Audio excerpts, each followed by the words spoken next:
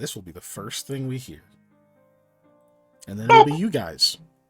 That'll be it. Oh, okay.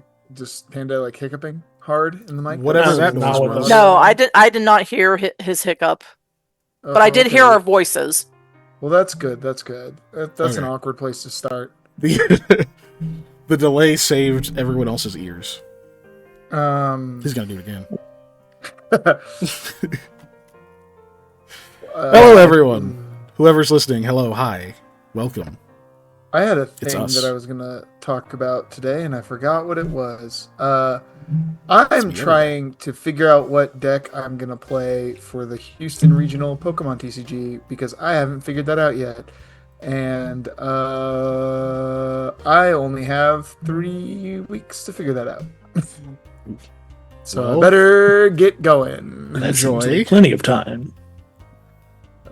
Also, assuming he doesn't need to order any cards. Yeah, I have to. I think I do need to order some cards. So. Well, can't you just go open some packs, right? Packs are readily available, right? The world's changed for the better, right? No. It has not changed for the better, and no, they are not readily available. And also, even if they were, dude, that is the worst way to try and get like 3 cards. It's like, yes, I need these specific 3 cards. Time to buy a box and hope I get them. I mean, even worse, it's like I drove to 12 different stores across the state to try to get enough boxes for the odds to make sense. Yeah. All right, let's start opening packs. Oh my gosh, yeah. Well, while I'm at it, I may as well stream it, see if I can make some of my money back for opening. Whoa, this card's worth $20. Too bad it's not in my deck. Honestly, yeah, just throw it. Honestly, though. Oh man. God, no, I would not want to. I would not want to have to interact with that crowd. No. There's no shade to anyone, just like that. The kind of people you can find in those crowds, it's like, bruh, no thanks. Look up, no, it's just not like the whole like pack hype, whatever. Yes. Thing is just not my vibe. I like opening packs. Don't get me wrong. I will buy packs when it would make way more sense to buy singles. I did that with the Spider-Man set of MTG. And that's okay, because I was just excited to open packs, and that's all I really wanted it for. But we're going face live, by the way. Can't handle. That's fine. I can't handle those like specifics, that specific style of like interaction and streaming. Which is why I'm not a part of it. So I just like to play with the cards.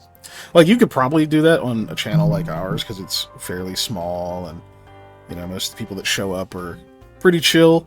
I would just if I was gonna do that, I would do it and not change the category to fit it so it doesn't attract. Yeah. I would just so it's just honestly 3 or 4 people. I would do something like that, or we could even do. Honestly, it'd be stupid, but do a Patreon video where we just sit and open cards and talk about crap.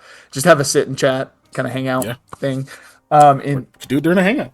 Yeah, let's do it during a hangout. Speaking of Patreon, I'm gonna take this bit to plug and to also show this guy off, even though we're far back. I think you did a good job on Patreon. Oh, he's not done either. So this is a tabletop ready version of it, right? But we're gonna do some extra highlights, and I'm gonna go over how to spruce it up even more from here. And then also do the base. Yeah, that's a solid base, though. So, by base, I mean base coat. Not base. So this is this is tabletop ready level that is perfectly acceptable to just go out and anything. But since MCP is really skirmish level and there's not a whole lot of models, I really want to fancy these up. But if this was a infantry trooper or whatever in an army level game, that's done. Right. It doesn't need anything else. That's sick, dude. Hell yeah. But yeah. What was I about to say? So you can join the Patreon and see how to do this yourself. Yeah. We did our hangout last week. Yes, last week, technically. We watched Paranorman. It was also last month. Oh, nice. I like that movie. It was a good movie. Yeah, I was very happy when we watched it. Versus our normal slop.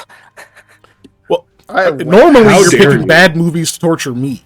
So that's true. That is true. I feel pretty all right about watching a good one.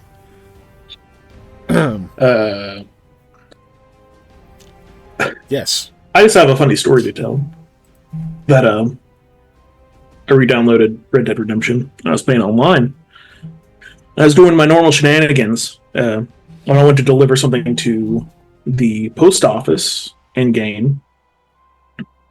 And when I exited, I was being followed by a man that I could only describe as more Western Revolver Ocelot. So like we're talking about the older version. So he had long white hair, and was kept doing the smoke cigarette emote and like where he would throw it, and he kept following me around. And eventually, I just took off, got on my horse, and ran. I kid you not, for 20 minutes, I went through every alley, every fence I could jump over to try and evade this man. He was 2 inches off my horse the entire time. Jesus. Like I was drifting a horse to try and evade him. I didn't know I could do that. I found out during the chase. Oh man. Damn. That's the only time I lost him was when I managed to hit an intersection when a wagon was crossing, and he was just far enough behind me where he clipped the wagon, and he got knocked off, and I got at least a little bit of a distance. He caught up very quickly, though. Oh, nice. Which was terrifying. It's funny. It's amazing, though, honestly. That was pretty funny. No words were shared. He didn't shoot at me at all, which is the weird thing. I didn't shoot at him as well. I didn't escalate. Ominously close. Yeah. At all times. It's fine. I've been playing Barony. Ooh. I didn't like that game. I tried it. I didn't. It's really hard. It's really hard. It's a roguelike, and it's very randomized. It's very classic dungeon crawlery type game. It's the camera is what bothered me the most. The camera? They're not the camera, the view. It's just first person. Yeah. I don't know. Something about it. It's like if Gygax designed Minecraft is kind of what it's like. So it really wants to kill you. Yes. Okay. And it is very randomized. Literally, I had a really good run because it's mostly just descending onto the different levels that get harder and harder. Mm-hmm. I had a really, really good run where I got almost as far as I've gotten. And then I died, and I was kind of pissed off. I was like, whatever, fuck it, we run it again. And I shit you not, what happened, so I got really good at the first part because I'm playing a monk, because of course I am. Yeah, I just assumed. And they're really good at blocking, and of course they get some bonus unarmed damage. And they get a light spell, so I don't actually need torches for light, but I take torches to block with. So the first area, I just run by, grab the journal, grab all these little torches, go into the first area, and there's always a room with a couple of torches and an exit. I grab those torches, I sprint outside, I make a left turn, and a boulder rolls over me and kills me. Oh gosh. Yeah, I was like, I sprinted into that. so in my head I'm thinking wow. So this character that I just played trained for many, many years to become an expert martial artist. Was so ready for this dungeon, collected all these things, jumped into it, and was immediately steamrolled by a boulder. Yep. Fuck. But nah, it's fun. I'm enjoying it I'm not taking it super serious, and it's kind of fun to just sort of jump in, do something really challenging, and then when I die, I can stop. Yeah. So, or if I get to a new level, I can stop. But I dig it. It's fucking hard. It will piss you off. Yes. My advice, if you do play it, if you go to the levels where there's a Minotaur, which it will tell you, as soon as you get down there, there's a symbol that'll pop up, and the little voice will say some foreboding shit about it. Get out. Leave.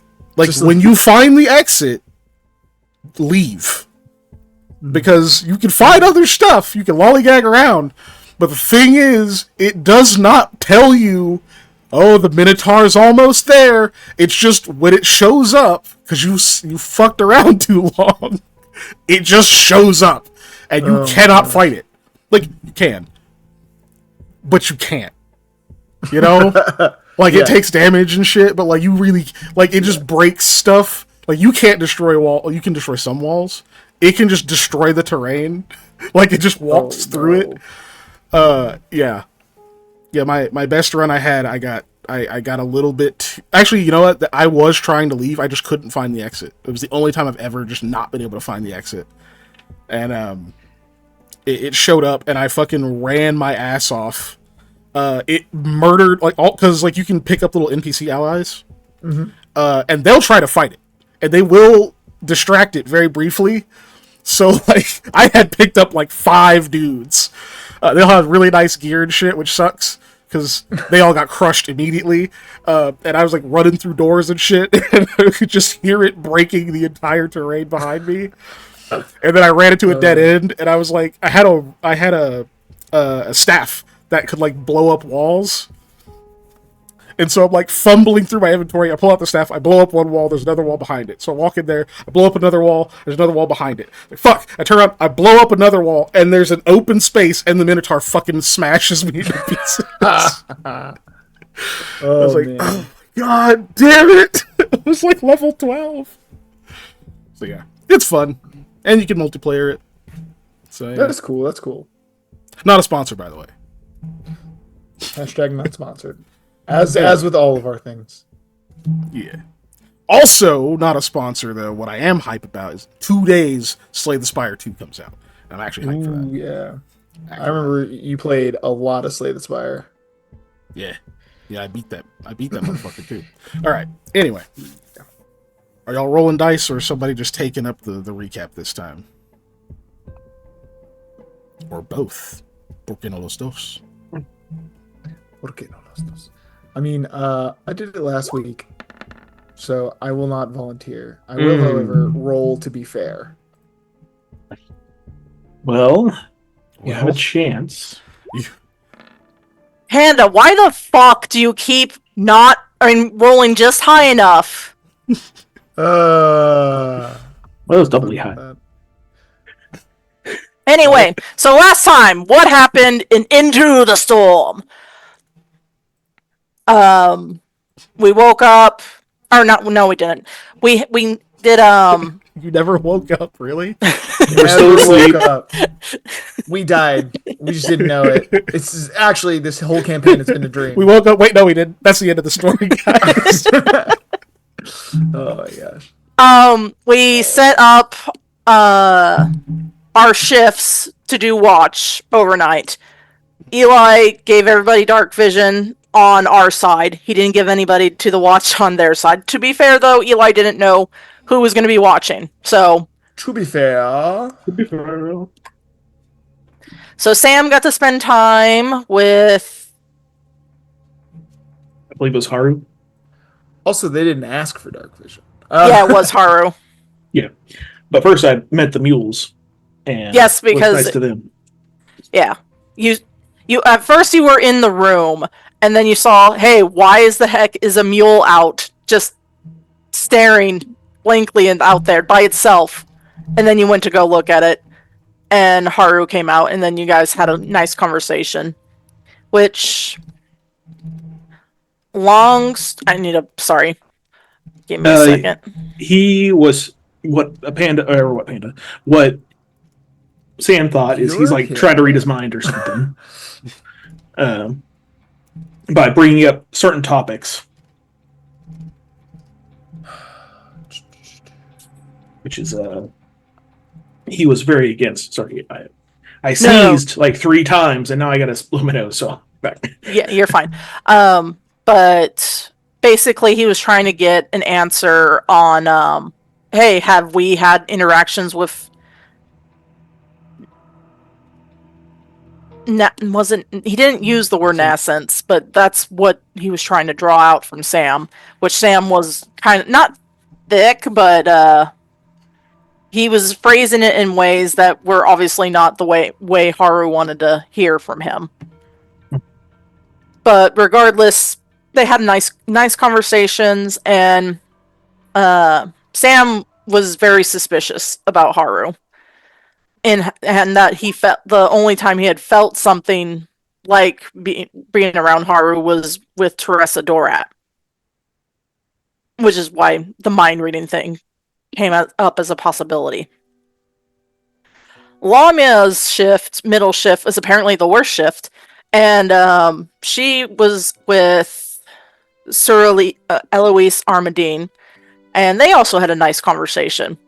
Not not really anything hostile. It was nice that she was like, "Hey, you need to sing Kasir in order for it to sound better. That's how the language is spoken. You need to sing a little. And you're Ulis, right?" I'm like, "Yeah, I'm just not very good at singing, but I'll try that next time."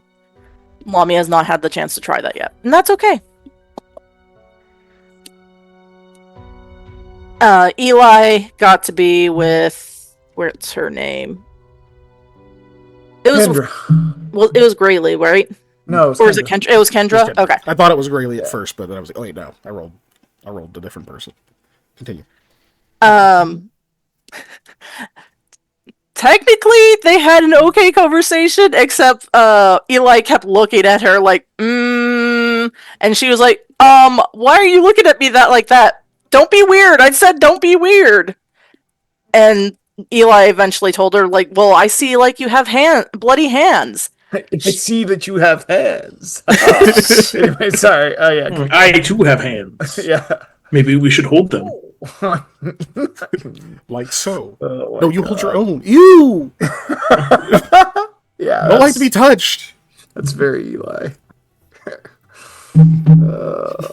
And so she woke up her crowd eventually from, I don't know what she did, but she made so much noise in her camp because Kessel was like, hey, no, I don't see any blood on your hands. You're fine. And she was like, but Eli sees it. And then Kessel just went silent from that. So that didn't help. But besides that creepiness, it was a nice conversation between the two. They got to get to know each other a little bit. And I felt that was just a nice general, like, hey, we're learning about some NPCs. Pretty nice. We wake up in the morning, all get set up and get ready to go. Eli and Lamia stay behind just a little bit to check out the rooms. Didn't really see anything. But as they go forward, there was like a hole or something. Let me look. No, it's not a hole. It's like the edge of a part of the tunnel.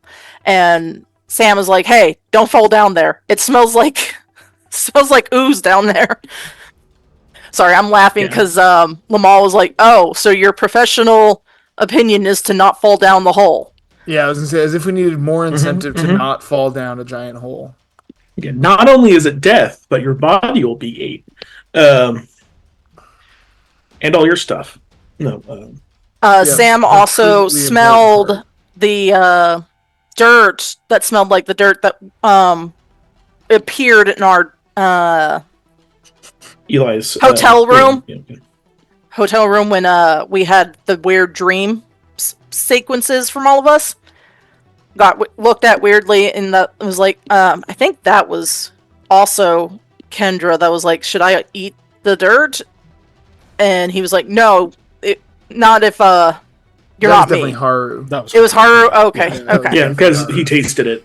Because he keeps tasting the dirt to make sure it's the right dirt. How was gonna know? That's right. That's right. And Sam and Haru go. We came across a split, and because Sam wanted to check it down, he went down the split that he was pretty certain wasn't the way. But he and Haru went down that way, and all they found was a sconce with, like a held sconce with like a dragon, or I say dragon, fanged, taloned. Thank you. That's the more correct term. Yes, taloned hands. They examined it for a while, and it's like, I don't know what to do. So they went back to the party, and then Sam gets Eli to come down to examine it, and yeah, they examine it. Again, they don't really know what to do, so they went back to the party again. But just before heading out, because it's really bugging not everybody, bugging our main party, but like, man, I don't want to just leave this sconce alone, especially since Sam had to be carried away by Half.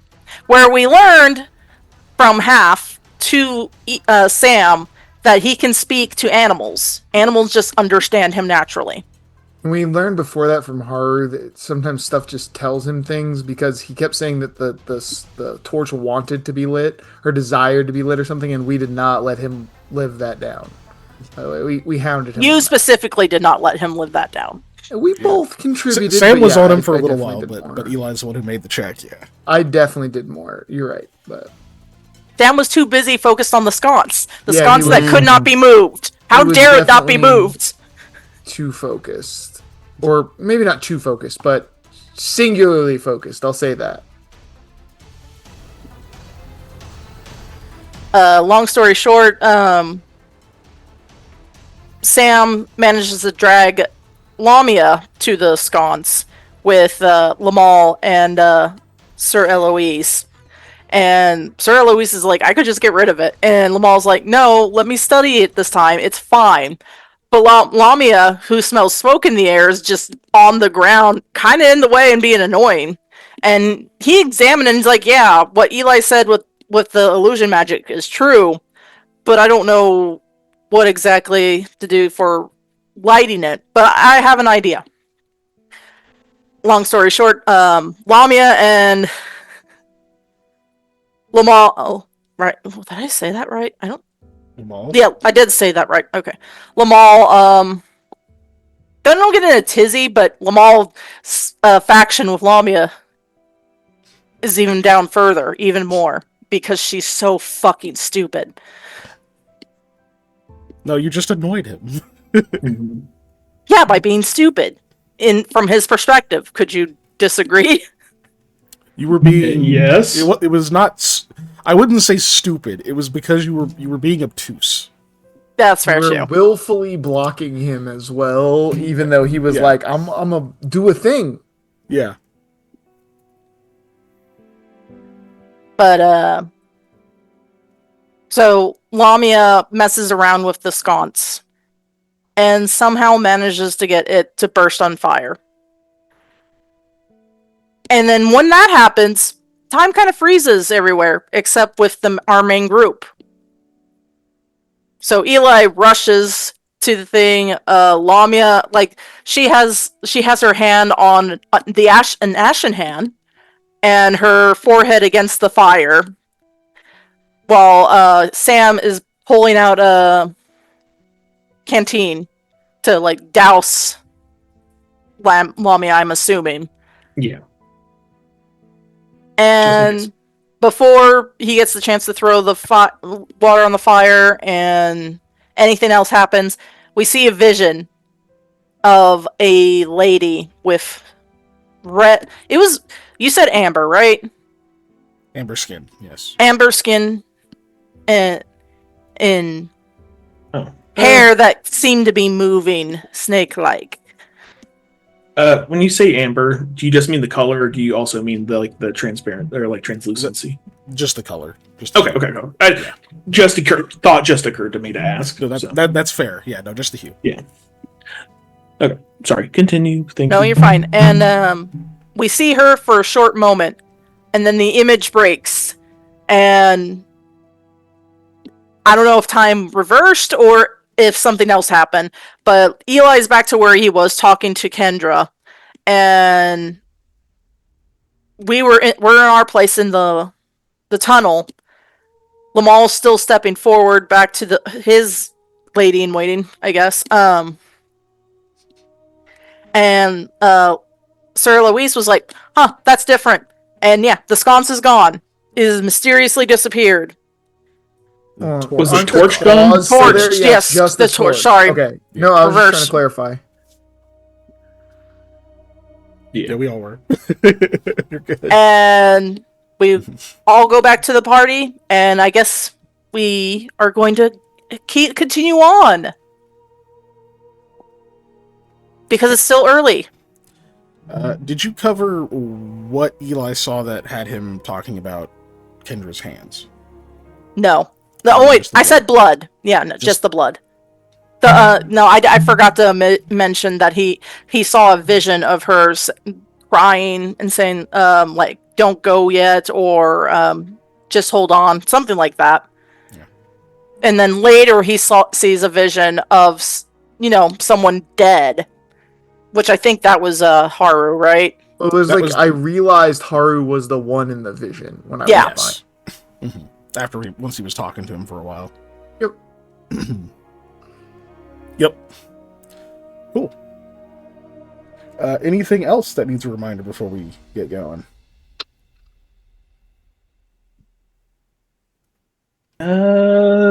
We made it 40 yards. Basically, that was the joke last time. May actually be different. Yeah, I can't think of anything You made else. it significantly less than 40 yards. Yeah, okay. You made it 70 feet. So yeah. Also, if we come across a situation like that, maybe, just maybe, we might want to fail our will save. What? Maybe. No. Failing saves means you fail. That's And true. Sam Very true. never fails. He only succeeds in things. Like he succeeded on tanking that damage by the pillar of fire. Sam's so lucky he can't even fail saves when he needs to. Yep. He succeeded in, exploring the confines of a dating mouth. He can spin it positively. All right. Well, for now, you continue on down the tunnel.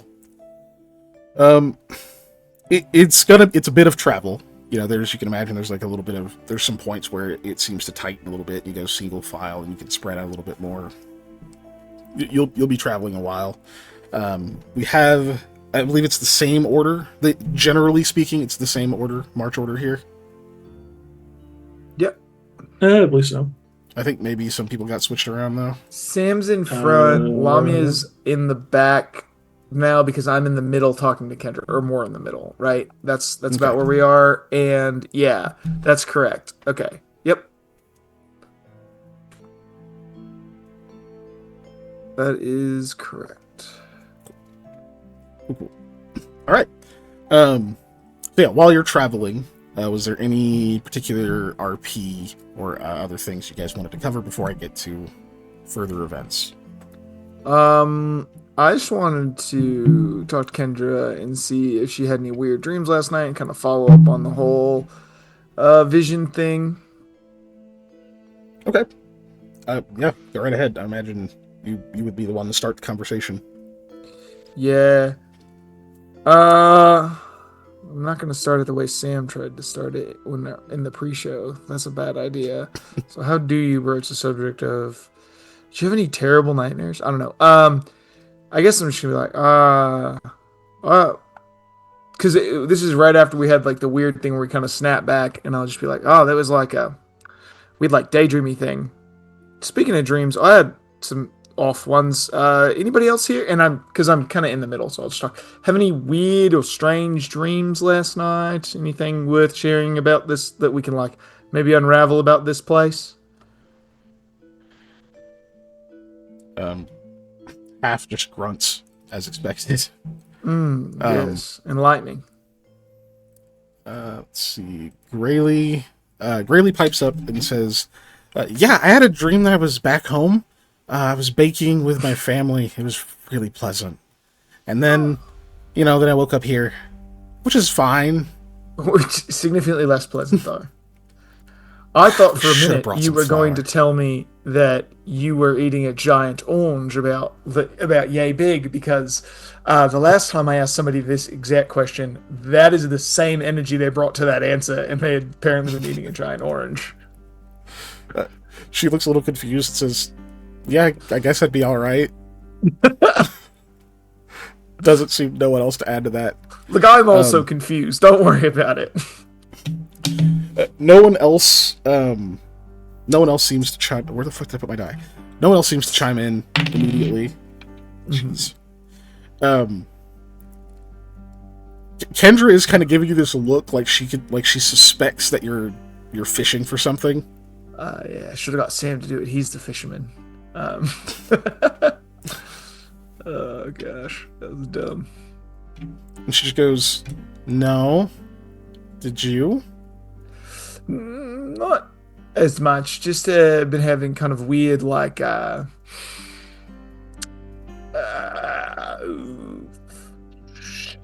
feelings in this place. So I wouldn't call them dreams. More like just kind of passing grabs, I guess. Weird feelings. Like what? Just now I felt very dizzy and it was strange, and then a little bit ago I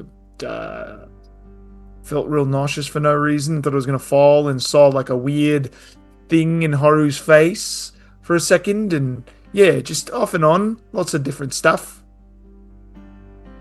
Dizzy. She looks concerned. Is that persisting? No, I mean, it just started today, really. So pretty new experience at the moment.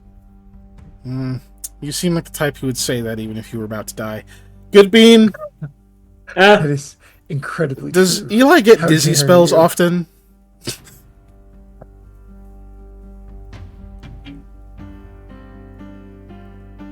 Define often. More than every 3 months? You really shouldn't be having dizzy spells. Ever. I think of every time that I've been on watch and Eli's woken up to go pee. You can't count those. Yeah, you're not fully cognitive. You're kind of... Insert Jack Sparrow meme here.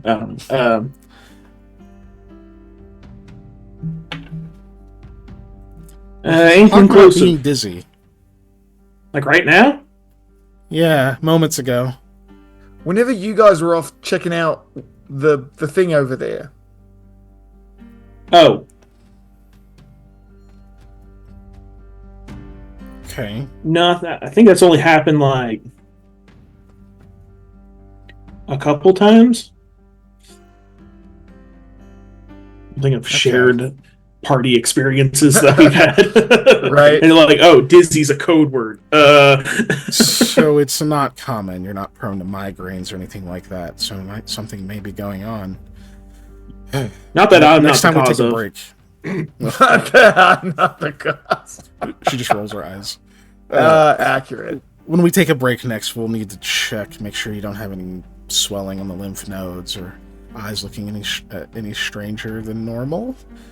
Just in case. There could be all sorts of diseases and things down here. Oh, wonderful. The last disease I had was not... Did you say disease? Felt a lot better when it was gone. Yeah. Oh, shit. Well, I don't know that he's actually sick. It's just, if he's getting dizzy, then it's something we should look into. We didn't fall Once we into break. any corpse pits recently, so maybe we'll be fine.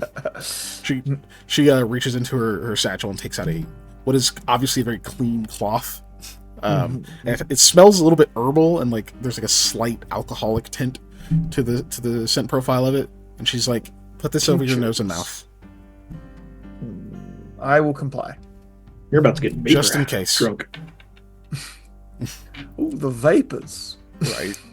Thankfully, it isn't super strong. It's just like a little bit of that, like almost like something that had rubbing alcohol on it like several minutes ago, and it's all That evaporated kind of like out. nostrily burn you get. But Yeah. you very quickly acclimate to it, and you're all right. No, Sam's kind of far. Well, shit, Sam has a ridiculous perception. Sam, can we roll your perception check real quick? Me. Didn't open up my character sheet yet.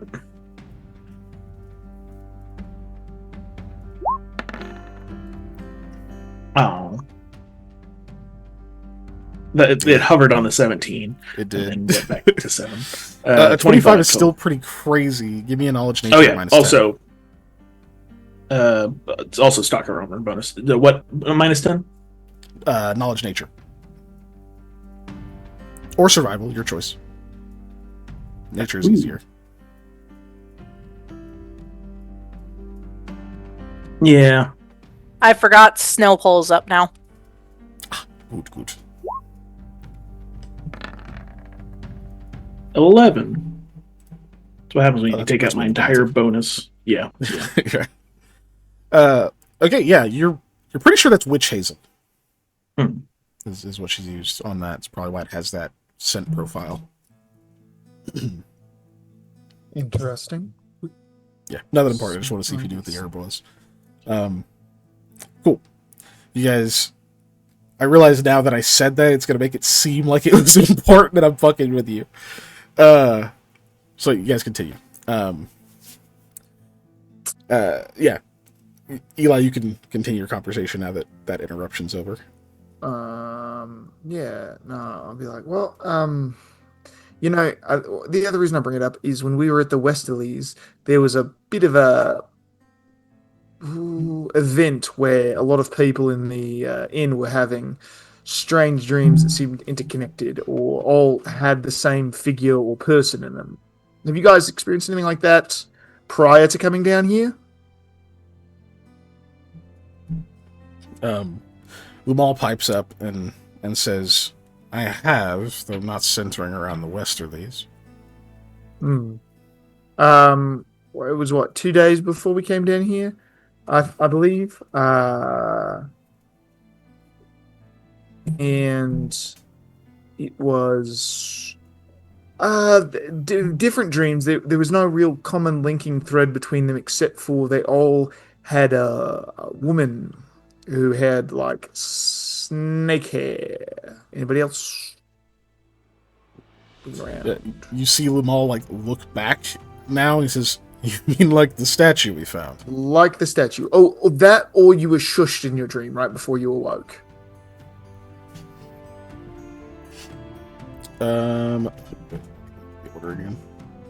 Lamia, you see that like Grayley kind of frowns at that, and give me a sense motive.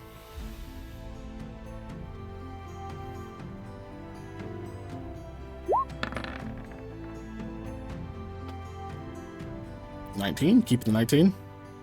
Yes. Jesus. She frowns, and literally you could hear her kind of under her breath just go, "Nope, not getting into that today." And then seems to kind of notice that like you're standing right next to her and probably heard her, and you can kind of see her red a little bit. And she just pointedly turns away from you and keeps walking. I rolled a 1 on her bluff. Oh, okay. It wasn't very high to begin with. Well, even though I have Lamia to tell you also it's a 1. It's a natural 1. yeah. Even though also Lamia's terrible at bluff, she does want to try and pass a message of like, oh, hey, want to talk about anything? Do you want me to actually roll? Okay. Yep.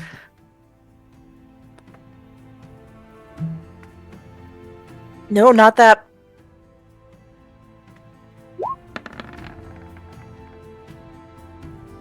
That's not bad for me. I mean, I'll keep it. Okay, sorry, I was waiting for sheets to come up here. Mm-hmm.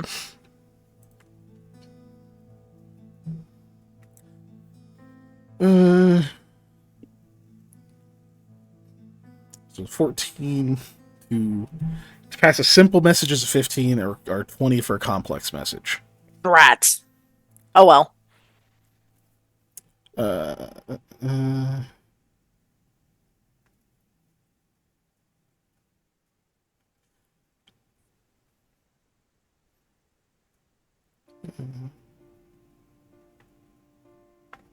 second.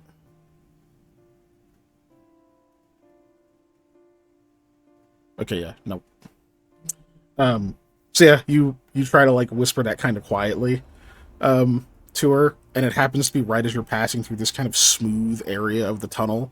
So it just like the walls seem to sort of catch your voice in between people's footsteps and everything, and so it just carries all the way to the front of the line.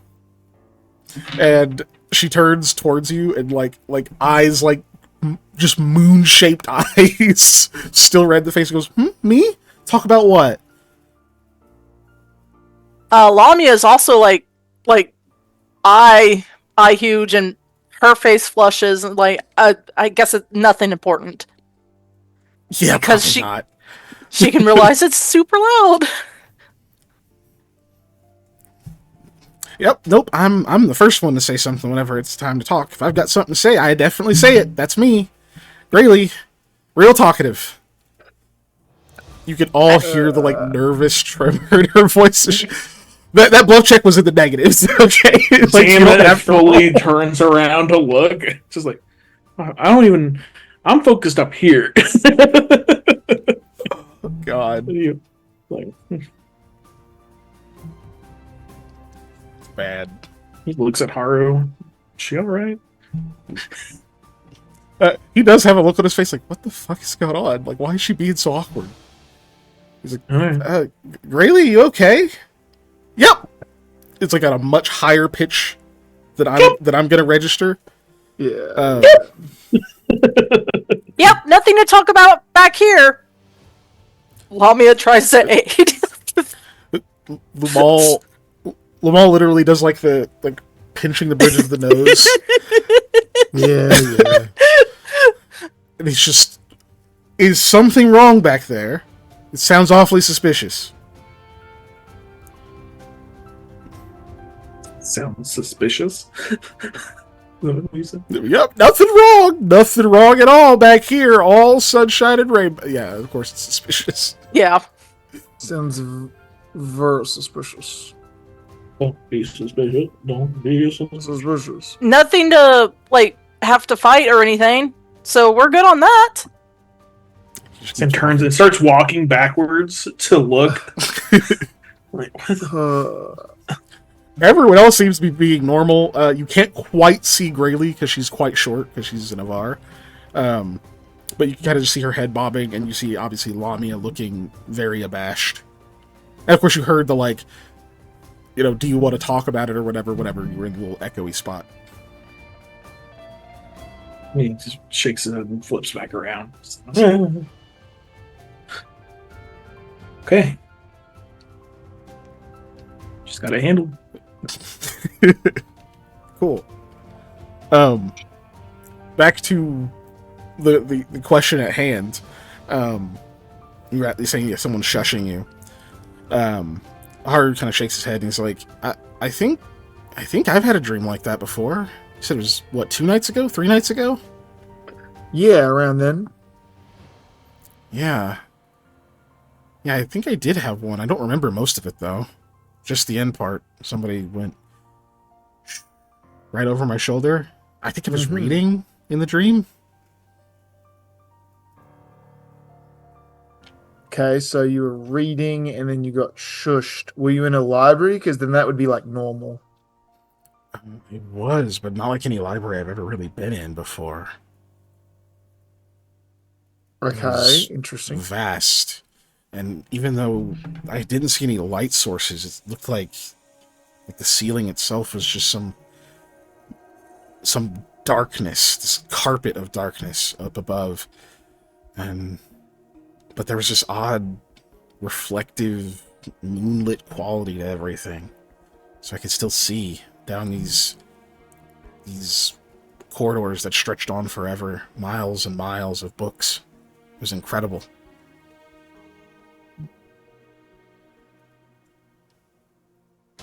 And you just had lots and lots of books in a library that you were wandering around in. Did you see any people? Like I said, I don't remember all of it. I just remember that portion.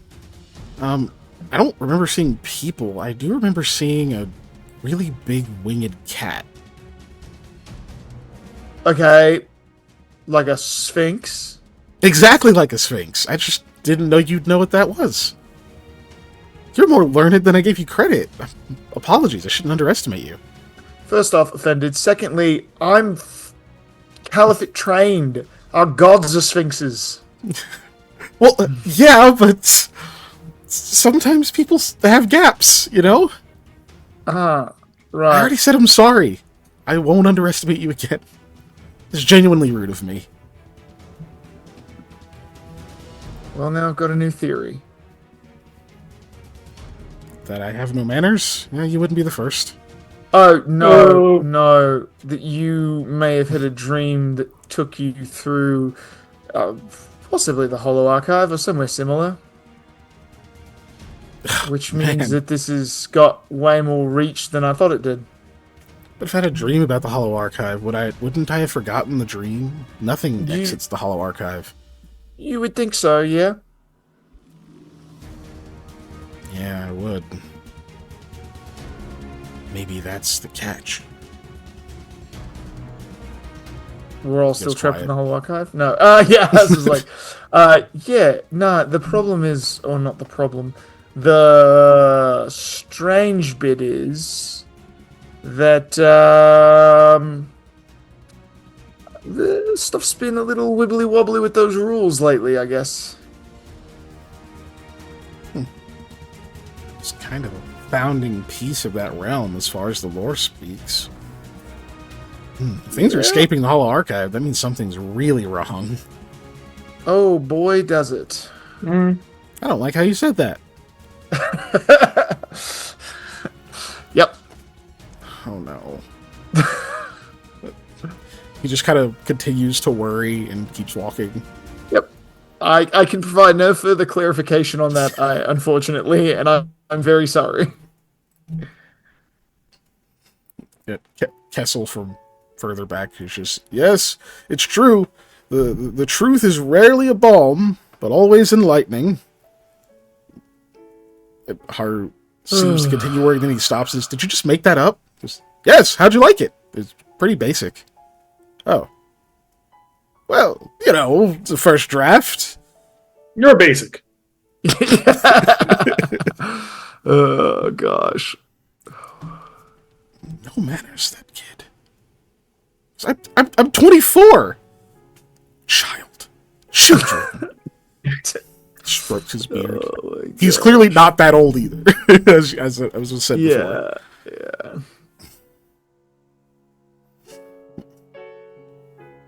Cool. No one else seems to chime in on the dream question. Okay, I mean, fair enough. Other than the very suspicious response from at the back of the line.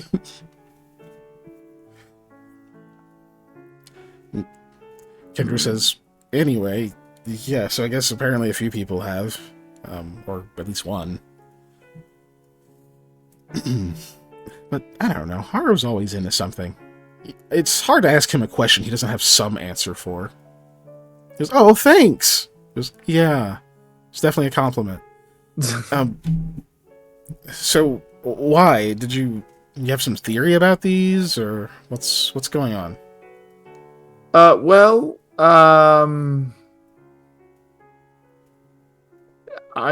trying to piece together some bits of what's been going on because we've had to deal with some kind of weird stuff that wasn't even related to us, it was just adjacent to us, and I was wondering if it either followed or was bigger than we expected.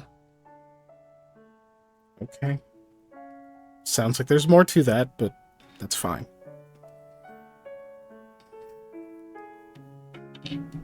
Always with the secrets. Yes, unfortunately, secrets are kind of part of the shtick when it comes to stuff dealing with the Hollow Archive, isn't it? Suppose it is.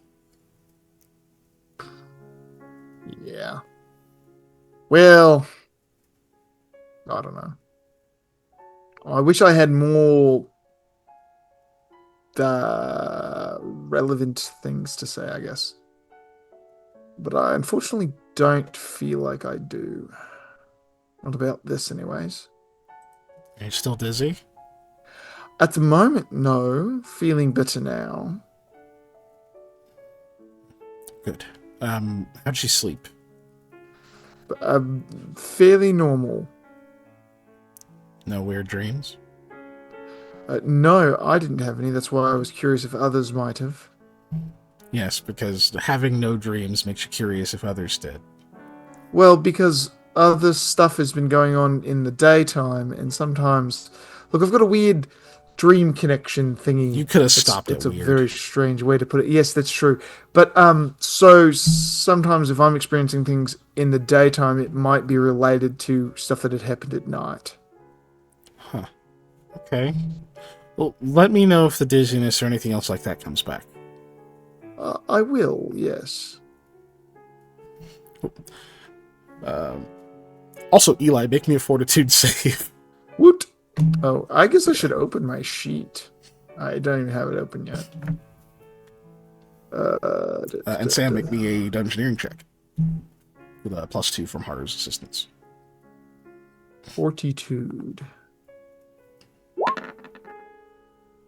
My hand hovered over that plus sign. Ooh, Wait, nice. Nice. 25. 17. Eli, you suddenly feel very tired.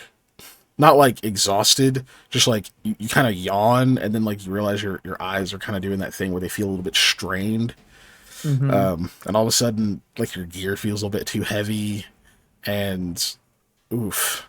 Yeah, you could use a break. You could probably use a nap. It kind of just all hit you at once. Mm-hmm. Nap time. Well, walking time. Yeah. But yeah.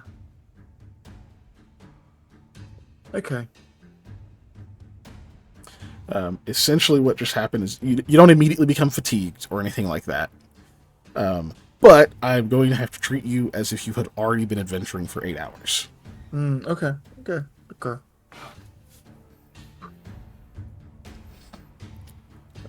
Cool. And then Sam with your 17.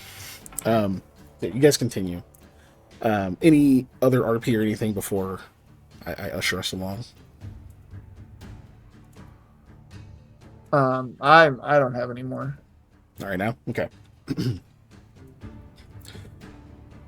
One thing I do say, Lamia is doing her damnedest to both look after Graylee and also not be looking at her. In the way of like, hey, I'm totally here if you want to talk later kind of thing, but like not saying anything. She's trying to communicate via body language terribly. But Correct, terribly. with your rolls from earlier. No, you had a 14. It wasn't that big of a failure. You could roll again. oh god. I'm so good at bluff. If you're trying to be super subtle, then it's bluff. If you're yeah, not, I know. then it's okay. Well, yeah, no, she is trying to be subtle. That way nobody else potentially dogs on her kind of thing. Okay. Let's see if I roll higher. I did. Good. Okay. You think she seems to catch the drift, but it's hard to hard to tell. It is. She and that's doesn't fine. start bringing it up or anything while you're trying. No, that's fine. Cool. Right, with 17, so as you guys are traveling, you keep noticing, Sam, that like most of this is just like unworked stone. You know, it's just raw, rough rock that's been like, like tunneled through or whatever at some point, but it's not, there's nothing that's like paved or anything like that. But every once in a while, you'll find spots where there's like clearly like a breach or a break in the tunnel at some point that has over time settled. And usually in those like crevices where there's like these big dips and these like areas where it's clearly been like offset or breached in some way, you often find some evidence that there was a man-made structure there. Some parts that look like what's the word I'm looking for? There's something that looks like ramparts that have been just like buried for the most part, but some of them are sort of sticking out a little bit from the natural stone, like it's been, collapsed over or whatever over time. There's a few sections that look like they might be the corners, like the lower corners of buildings, like maybe the edge of like a curb almost, or even the corner of a stone wall that may have once been up. Just little things that are clearly too straight, like just too well formed or too uniform to have been natural, at least in this environment. Just every once in a while, you kind of notice one of those things. You point out to Haru, or if he notices it, he'll mention that kind of deal like that. Takes a little bit of nudging to get him to like kind of keep going because, you know, you guys are traveling right now. Mm-hmm. Cool. I don't know if there's any questions or anything you would raise while you're going, and once you see that stuff, or if you just keep going.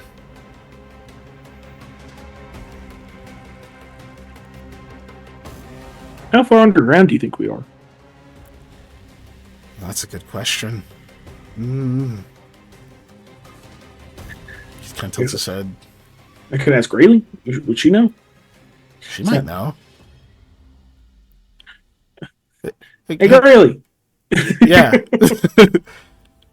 She perks up immediately. Yeah?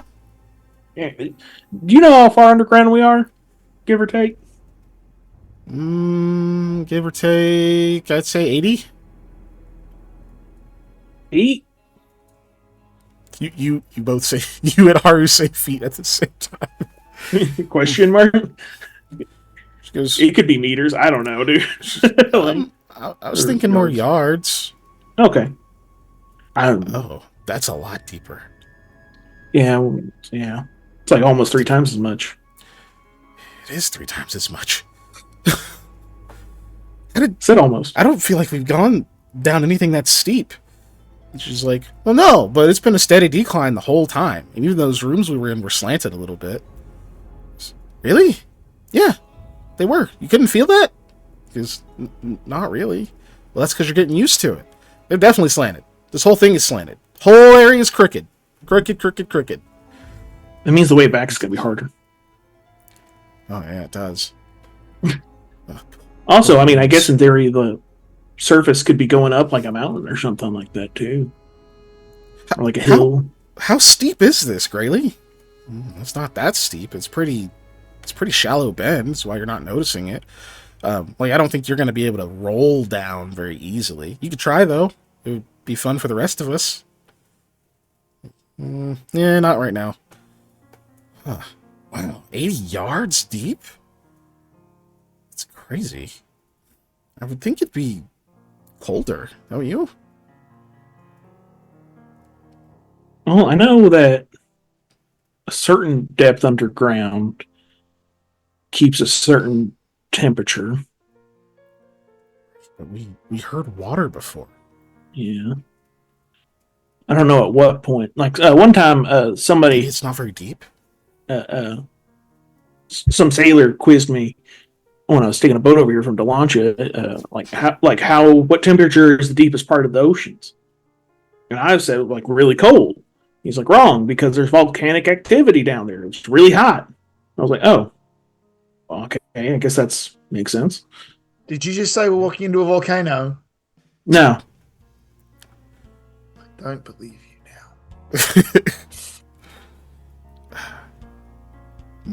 No, it's okay, Sam. We can tell him. Eli, there is a volcano. Yeah. We're throwing you in it. It was the only way to get rid of it. It was about 45 minutes back. We're in too deep now. Yeah. I have a very solid frown etched across my face. I'm not up there. Don't make fun of me. Okay. Look at me. I'm so good looking. And I'm smart, too. I attempt to throw a rock at you and miss. Does it roll down the... It definitely seems to roll. It does roll. A very slight incline. So it was all a ploy. Yeah. It is slanted. He goes, what, you didn't believe me? I did, just... now there's evidence. I had something that... You think there'd be, like... water running or something like that from just, I don't know, condensation building up in these tunnels? Yeah. I was kind of thinking the same thing. There's just... none of this quite adds up, you know? I mean, I think it's because it goes like, it's not level. It's not just level going down, you know? Yeah. It's there should be some kind of runoff, or maybe there was at some point. Yeah. Oh, but maybe the reason we're I heading asked, towards water. Yeah, if we're that far down, why is there structures? Oh, well, I mean, that answer is unfortunately pretty easy. It's one of two things. Either there's something that lives down here that created those structures and is, well, whether or not they still exist, they built them, or they're structures from further up, and there was some kind of fissure or grand upheaval or shifting in the terrain that caused them to sink down into this area. And then they were buried over time. The world's pretty old, even if our records aren't. All right. Well, I know like things like mudslides and ash clouds can bury stuff. Yeah. So this stuff could be a pretty big fissure. Could be real old if it's Yes. 80 meters. Okay. Damn. Yards. Sorry. Yeah. I've been in Setseggia too long. Sorry. I like to imagine that Delancia uses They are yards. close. And yeah, but yeah. Look, but I think when I'm thinking of distance, I think of yards. When I'm thinking of depths or heights, I think of meters for some reason. It's not that it's invalid. It's just I have to, because the system is based in Imperial. I have to think in Imperial. Yeah. Can't really convert Pathfinder to metric. We can't just be a certain amount of leagues under the ground. We can't just do how many knots are we traveling at the moment? Yeah. Look, I can look up how deep that is, but I will forget it immediately. So there's no point. Oh, now it's time to do feet to leagues conversion while we're talking. All right. So, yeah, he's like, yeah, maybe we're heading towards water too. I mean, we heard some back there. That means there's a presence of some kind of moisture. And like over that amount of time, where's it going to go if it evaporates? Just into the rocks. It'll eventually drip back down. The water table. Yeah. We're getting real deep though. Yeah. And they said there's supposed to be some other kind of gorge or something down here. 0.013 nautical leagues is 80 yards. So not very deep. We're not quite in leagues. Yeah. I think I've mentioned it before. I read this book one time where this character got the 7-league boots, where they put them on, and each step they take, they move 7 leagues. Mm-hmm. But she had to math it out, so she had to go like around somewhere to get to her destination close enough, because she kept overshooting the destination. 7 leagues is far.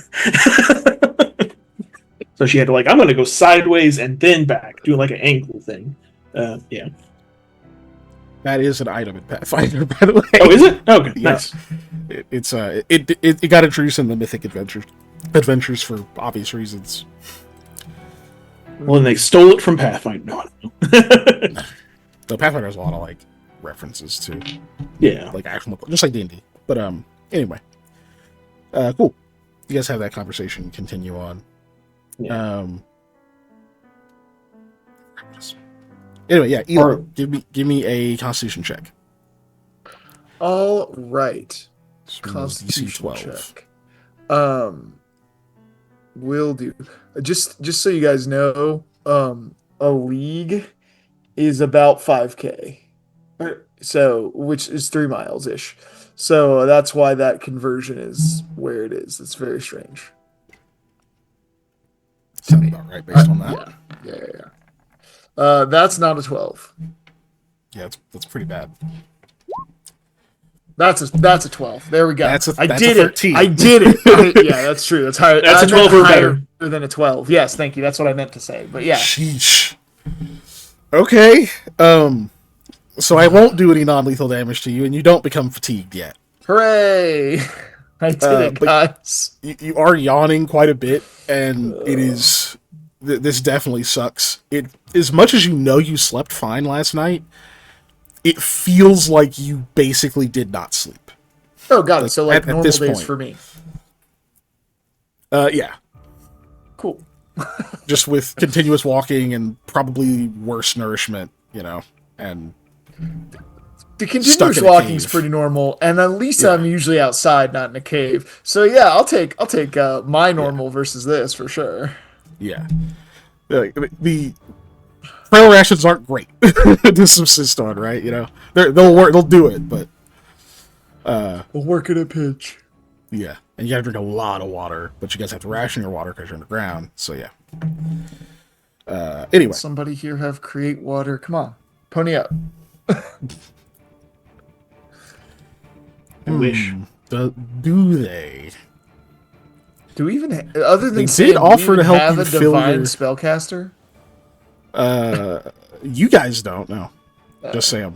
I know we don't, just Sam, but Sam's not. I was about to be mean and say Sam's useless, but not useless, just useless at creating water.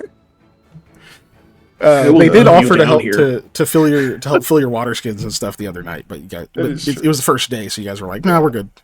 Yeah. And Lamia did try to create water in her dream. It just, you know. Yeah, points for effort, I guess, but that doesn't help thirsty Eli. Yeah, we're not counting what people tried to do with their dreams, Molly. Anyway, so yeah, Eli, you're tired. Feels like you didn't really sleep, and you're just kind of like booking it. It kind of just feels like you didn't stop walking from yesterday. Oh, that's fun. It's just like ugh, and you're barefoot, which makes it even worse. Which is why I increased the DC on your check by 2, even though it was the first one. However, I will tell you, you think you feel one of those spots that feels what do we call that before? I don't remember what we said before. It's foot familiar. You know, it's a familiar to your foot. Ah, yes. Familiar. Yeah, you definitely feel one of those spots as you're walking. Ever so often, maybe the first time you stop and look around. There's nothing really there. You feel another one much later, and it just, you get the feeling it's kind of just you're on the right path still.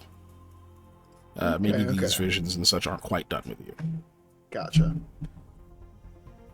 But as you begin to flag, finally, you hear Kendra go, "What the hell? Eli, why aren't you wearing shoes?" Oh, I needed to not for a thing. I know that's vague, but I don't fully understand it. It's magic stuff. That is the worst excuse. Put on, you have shoes. I've seen them. Yes, they're in my bag. Do you want me to get them?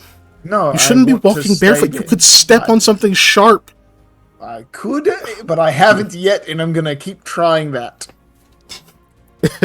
Someone else, it's probably Kessel, it's definitely Kessel, says, "Oh, you don't want anything sharp in your foot. I know from experience."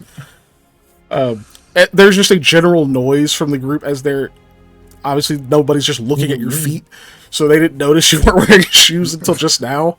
So much of them are like, "Oh wow, no, you should put shoes on," and there's just kind of that general noise for a second. I really want to create my image that shoes. That's too much effort to keep them on my feet. They'd be like Bethesda glitching the whole time. Right? Just like clipping really bad. But your feet are clipping through your shoes. Your feet are, Eli, your feet are clipping through your shoes. How they do that? They're weird. Yeah, They're it's special fine, shoes. I have to wear them for spells or something. I don't know. Leave me alone.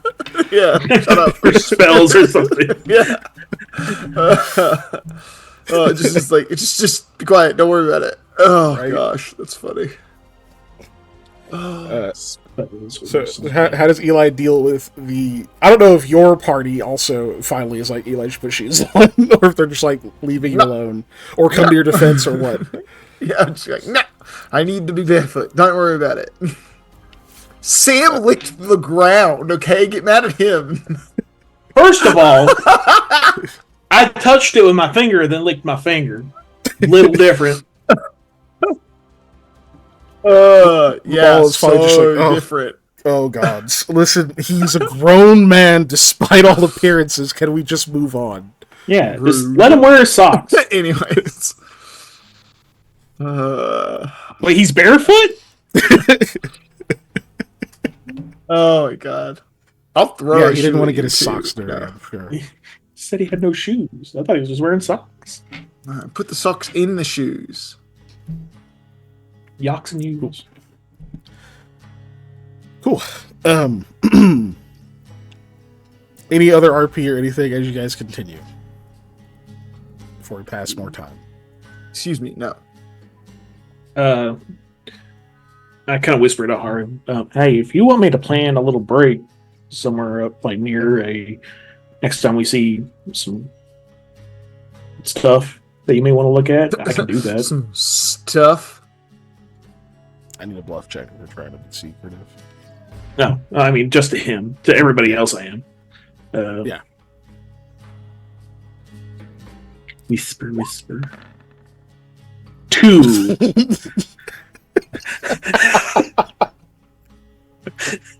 That was worse than my bluff check, just so everyone knows. Hey, if you want to stop and look at some stuff, I could fade that we need to take a break for a minute. And I only failed by 1. I'm trying to think how that even manifests. Oh my gosh. Okay. So here's what happens. I was like, I'm married? What? God damn it. I'm trying to think. Hold on. Because if you fail by more than 5, it's supposed to be the wrong message. So I'm trying to think of how to mix these two descriptions. Yeah, okay. God damn it.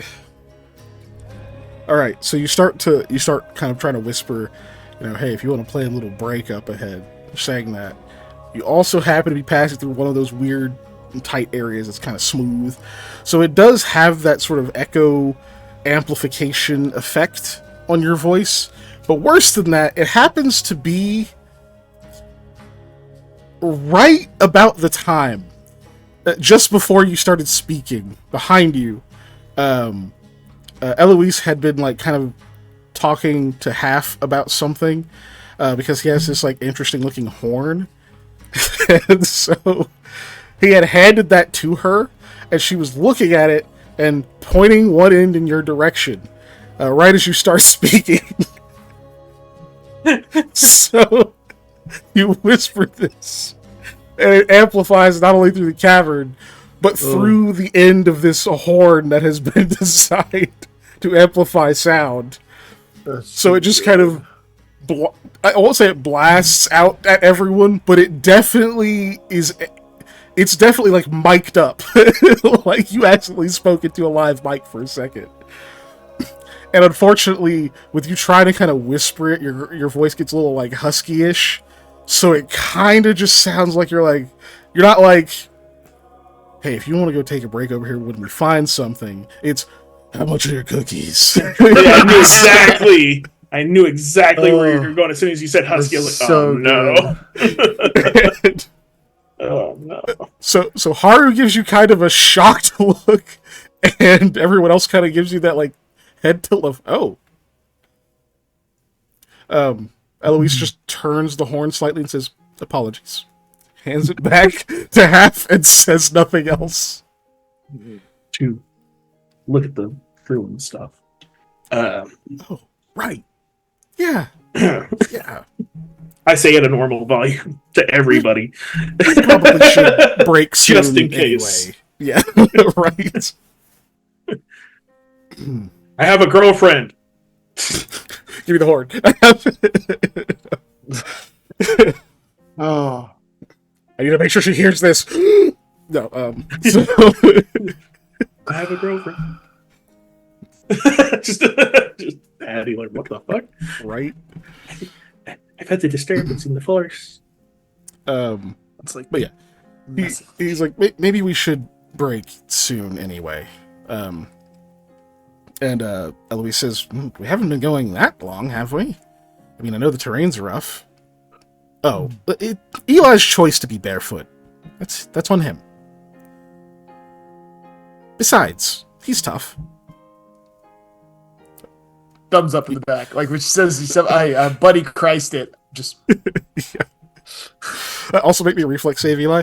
Oh, great. You guys start looking for another set of the ruins or whatever to kind of stop at. 13. 13's pretty solid. You do stub your toe. Yeah, you're gonna take 1 point of non-lethal damage. It's right because there's that like smooth area that you guys were just entering, and then the whole echo effect happened. There is a little bit of an offset in where the ground is. You just kind of misjudge one of them because your eyes are tired. Yeah, that gets your tootsie pretty good.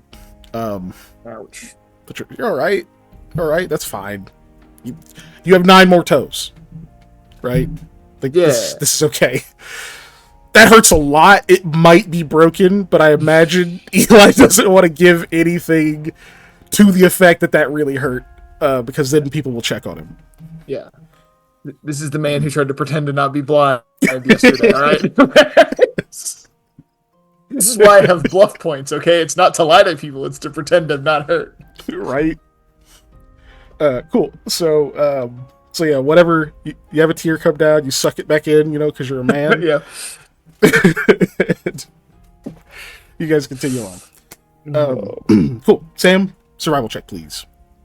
Mm-hmm. Lamia, perception.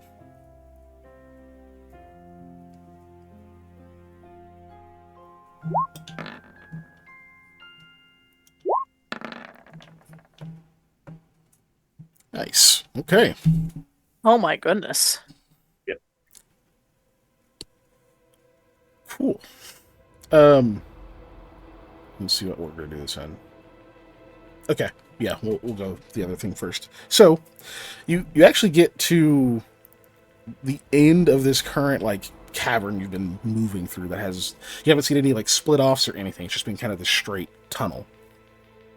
Like I said, occasionally it narrows a little bit, occasionally it widens a little bit, but it hasn't branched again since you started down it. Excuse me. Again. You guys are beginning to hear some noise up ahead. And Sam, you pretty quickly identify that like you definitely hear water. Uh-oh. Hold on. It said the connection was unstable and we lost a few frames. Oh, okay. I was like, what? Oh, seems like it stopped. Okay, we're probably good. Cool. Yeah, we're good. Okay. You definitely you hear the sound of water. Now it doesn't immediately sound like it's like a large body of running water or anything. But you hear dripping. You're like drip and like that like bloop of like water falling into water rather than water falling onto stone. Yeah, I don't think it's coming through the mic, but yes, that noise. Nope.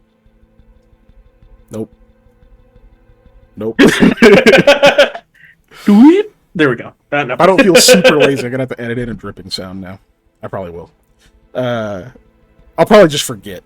But yeah, there's enough. Like it's not just like one at a time. There's enough of it up ahead that like it becomes pretty obvious to you. It almost sounds a little like rain, just very light rain. And then you also one thing you'll notice as far as like visually. As you're exiting this cavern into a much more open area, is there's a lot out here. At first, it looks like there's a bunch of like stone mounds or even like these mesa-like structures. But as you get closer to them, you can see that there are like hollowed out spaces in some of the like faces of these rocks, and they look like shelters, like small, sort of like squat stone shelters, but it looks like they've kind of grown up out of the ground, almost like they were these huge stalagmites that like the top of them was chopped off, and then like a door was made and dug into them. Just as that's not necessarily what happened, but like that's the kind of like thing I want you to imagine. Oh, we got a mass positivity from, by the way, targeting Giselle. How dare!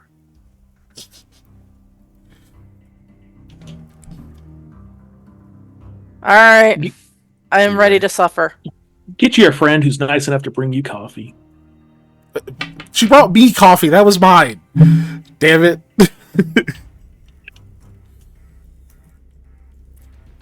Only if it's community coffee, though. Otherwise, no. Okay.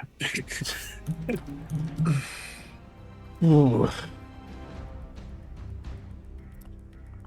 Giselle, how long have you been working on that manga? Which one? There you go. That's the kudos. You have always been working on something, which is I know art, drawing, especially your comics and stuff, are your passion, and it's pretty awesome that you have maintained working on them for so long, even with small breaks and things like that. Whatever has happened, but like oftentimes, at least for me, like I'm kind of a person of extremes when it comes to habits. Picking them back up after like any kind of hiatus or whatever is always so much harder, and the fact that you've been consistent is super dope. Thank you. Kudos. Panda stole yours, you stole mine. We're just going in circles here. So let's come with something new. No, I was gonna say it's just nice to have somebody also who is supportive and in everybody's corner all the time. Like, regardless of what it is, regardless of what we're doing here, regardless of whatever other groups or other things are going on, always got people's back. You're always in everybody's corner, like in this group, in our other group that we're in, all the time. It's one thing we can always count on you. So that's always great to have somebody who's just in your corner. Thank you. Can I have a bonus one? It's more of a question. You get $1 million, but you have to fight an anime character and win. Who are you picking? Hamtaro. Yeah. Hey, I'm going to ask everybody this eventually. Because part of it is, do you just want to fight somebody and win to get that $1 million? Or are you also going to use this as a thing to settle a grudge? Right. Would it be Sanji would be my best bet? Because I'm a lady? Oof. That'd be funny. Yeah. Okay. I mean, that way I'm not really hurting anybody, and I wouldn't do it for a grudge kind of thing, and then I'd still get money. Yeah, I think, because it'd be easy for me to just say, okay, cool, bye, Sanji. I know you're spoilers, a prince, but I don't fucking care. Spoilers. So yeah, I think Sanji would be my best bet. I don't have to hurt Hamtaro to beat him. Yeah, you can just pin him. He has so many advantages. Yeah, that's true. It's true. Pick the little boy from Ghost Story. If you want that for $1 million, that's the best way to do it. But like, I don't know. I kind of just like, Shao Tucker wants that. I want that smoke. Like everybody knows that's what it's going to be. That or Shinji's dad from Evangelion. I'd fight him for free. Yeah. You know what? That's fair. The only reason I didn't pick either of those two, especially Shao Tucker, is like because they're little weasel fucks. I'm like, dude, there's a chance they pull some bullshit. And if I lose that fight, I need to be. Yeah, they have like a backup I need to go plan. to hell. Yeah. Like, if I lose that fight, I need to go straight to hell. I can't handle that. I can't fucking do it. It would ruin me. Mine is Weeble, specifically on the boat just after he throws those cards overboard. That's a great answer. That is super He's going overboard with the cards. Yeah, because I know eventually he gets like possessed by whoever or something like that. He gets like weird dark energy stuff. Yeah. So I'm choosing before then. Yeah, I'm throwing like I know he's a kid. Don't care.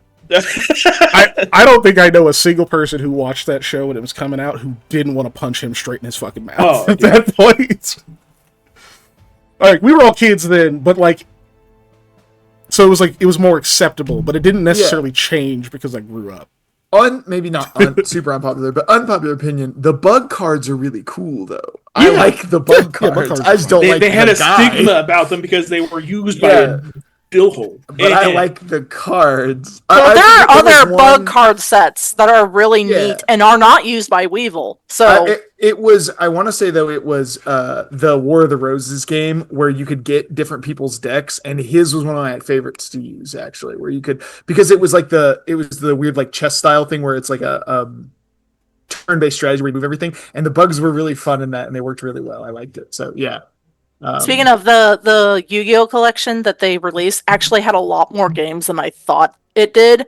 So I'm insanely randomly playing them from my childhood. It's like, oh my god, these are so hard. So if you want to play old Yu-Gi-Oh games, they released a collection for the Switch, and it's got a lot in there. I've got too many old Pokemon games to play, and new Pokemon games, and other games, and like I don't know, I've been learning about Marvel Rivals because I don't have anything to play it on, but I know the meta now, guys. I know it all. And but Not sponsored. Let's get back to what we were doing. What just happened? Yeah, I was like, wait, what were we doing?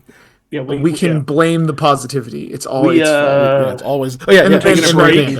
I was describing rock things. Yeah, so they look like shelters. They were Fatal Frame 2 Crimson Butterfly comes out in a few weeks. Ooh, that's dope. Anyway, shelters. That's what they look like. You see a lot of them. There's no like easy way to measure this space. It's pretty expansive.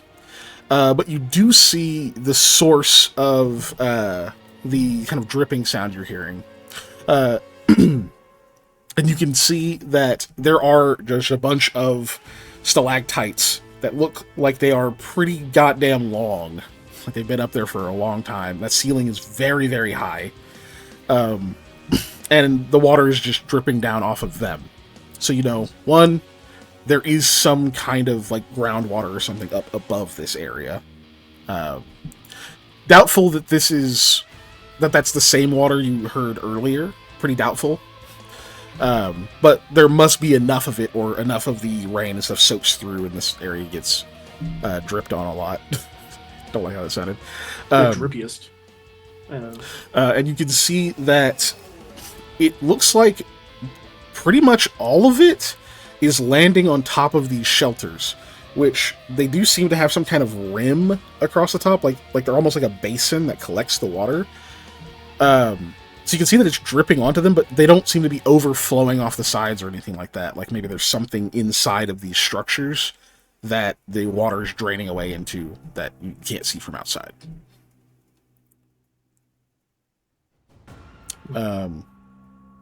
There was another... Yes, the reason you can see that far, because your cave is... you can also see that there are what look like these floating balls of light that are just kind of flitting back and forth up there.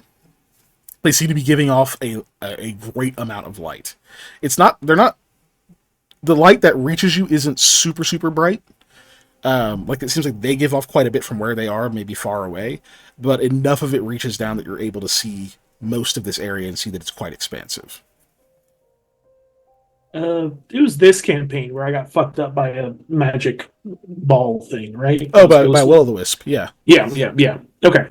I immediately do that. And I inspect it to see if they're the same. I go, Unfortunately, it's too far away. It doesn't seem likely, only because those didn't give off this huge amount of light that covered that much of an area. They were just noticeable because they were light in darkness. Okay. And they don't look like flames, at least not from where you are. Somebody keep an eye on those lights for me, will you? Yeah, I wonder what they are. I don't think they're will-o'-the-wisps, do you? That was my first inclination. Really? You've encountered them?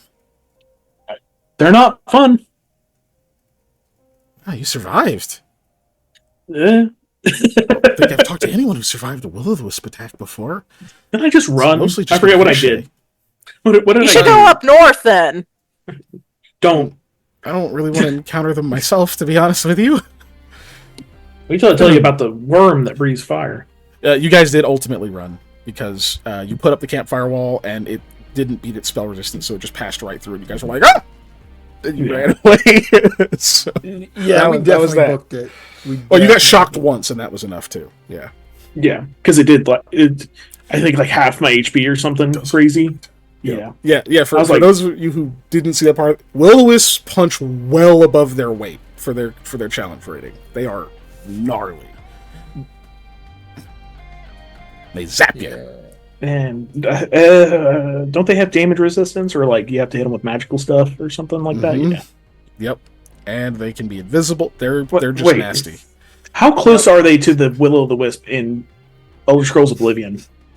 Because I would say Pathfinder Will-o'-the-Wisps are worse. Okay, I would say they are worse. But not by a lot, but they are. Short thing. I replayed the remake. I played the remake, and they fucked me up because I didn't have magic or a magical weapon. So I was like, "Oh, okay." So reload satisfying save. later when you could just snipe them motherfuckers out of the air. Yeah. Pow! And you see the light go out. Like, yeah, I did it. Continue. Me. Anyway, so yeah, those are flitting about up above you through the little stalactites and stalactites and whatnot. They don't appear to be moving super fast either. I say flitting about because they seem kind of small, but they're more floating, just kind of drifting up there. Yeah, so Haru does seem to continue to watch them. He says this area is definitely something different. Starts to kind of walk out into it a little bit more. The other thing you'll notice is there does seem to be a path that leads through them. Almost like there was a road here at some point. Much of the ground is pretty choppy. That you were walking on before, but it does seem not paved or anything, but it does seem smoother as it kind of winds through these versus what is just outside the shelters around the base of them. It is the other reason that you can see so well. It appears that there's some kind of bioluminescent moss that surrounds most of them. It's not giving off a lot of light, just this very faint, kind of bluish green light coming off of it. There's none of it on the path, so to speak, that runs directly through. Interesting. Well, says Lamal, this seems interesting. They mentioned that there was some kind of what do they call it? So they mentioned there was something akin to a settlement in here, but this isn't what I expected. Yeah, well, it's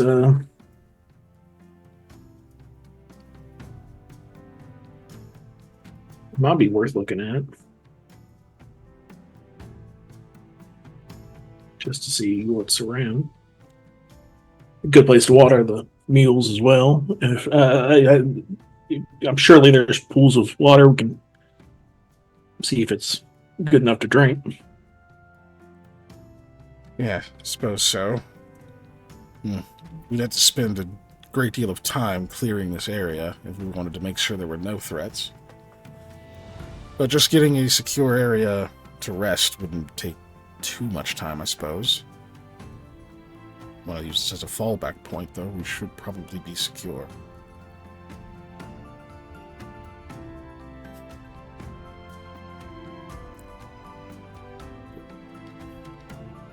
Well,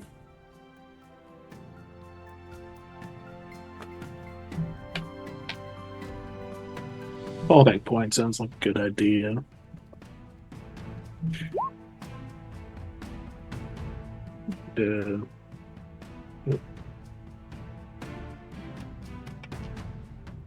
Oh, the perception.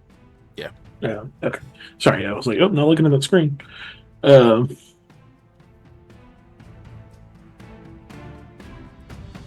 Eli, how you feeling?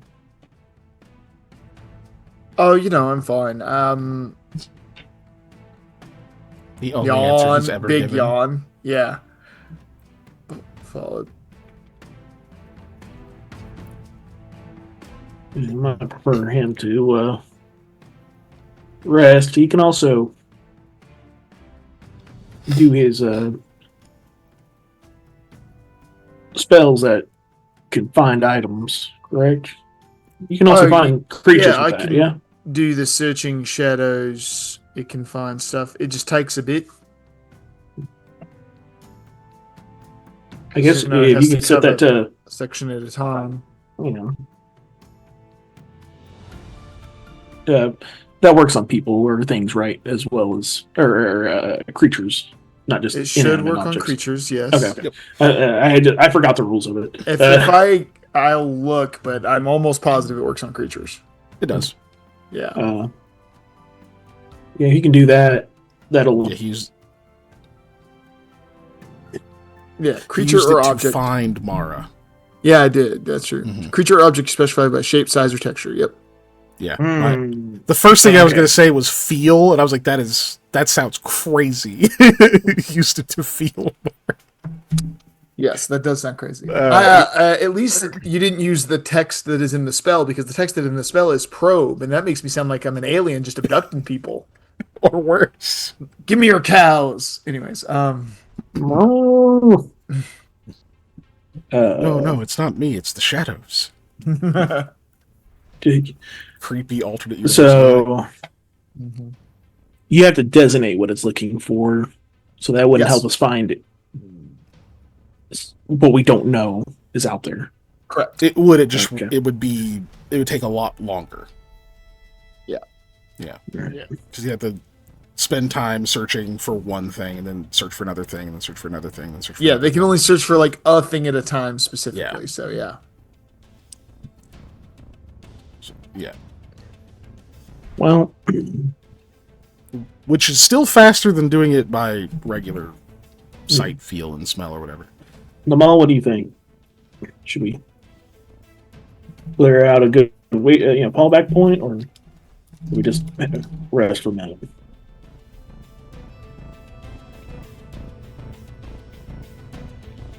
I'm feeling to clear it out.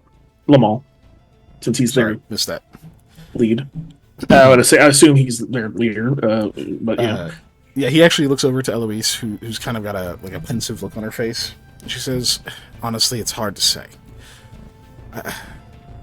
Without knowing what's inside these structures, I don't want to commit to utilizing them. We should definitely check out a few, at the very least. Maybe have a handful of them cleared.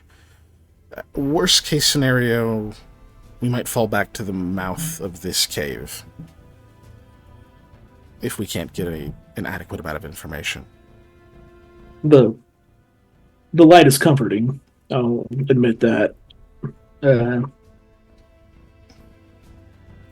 worry about if creatures have the ability to cancel it out somehow. I'd be less worried about that this deep. I doubt most of the creatures down here depend on sight. So typically I'd be concerned that the light is revealing. I'd be more concerned with warmth if we were to light fires.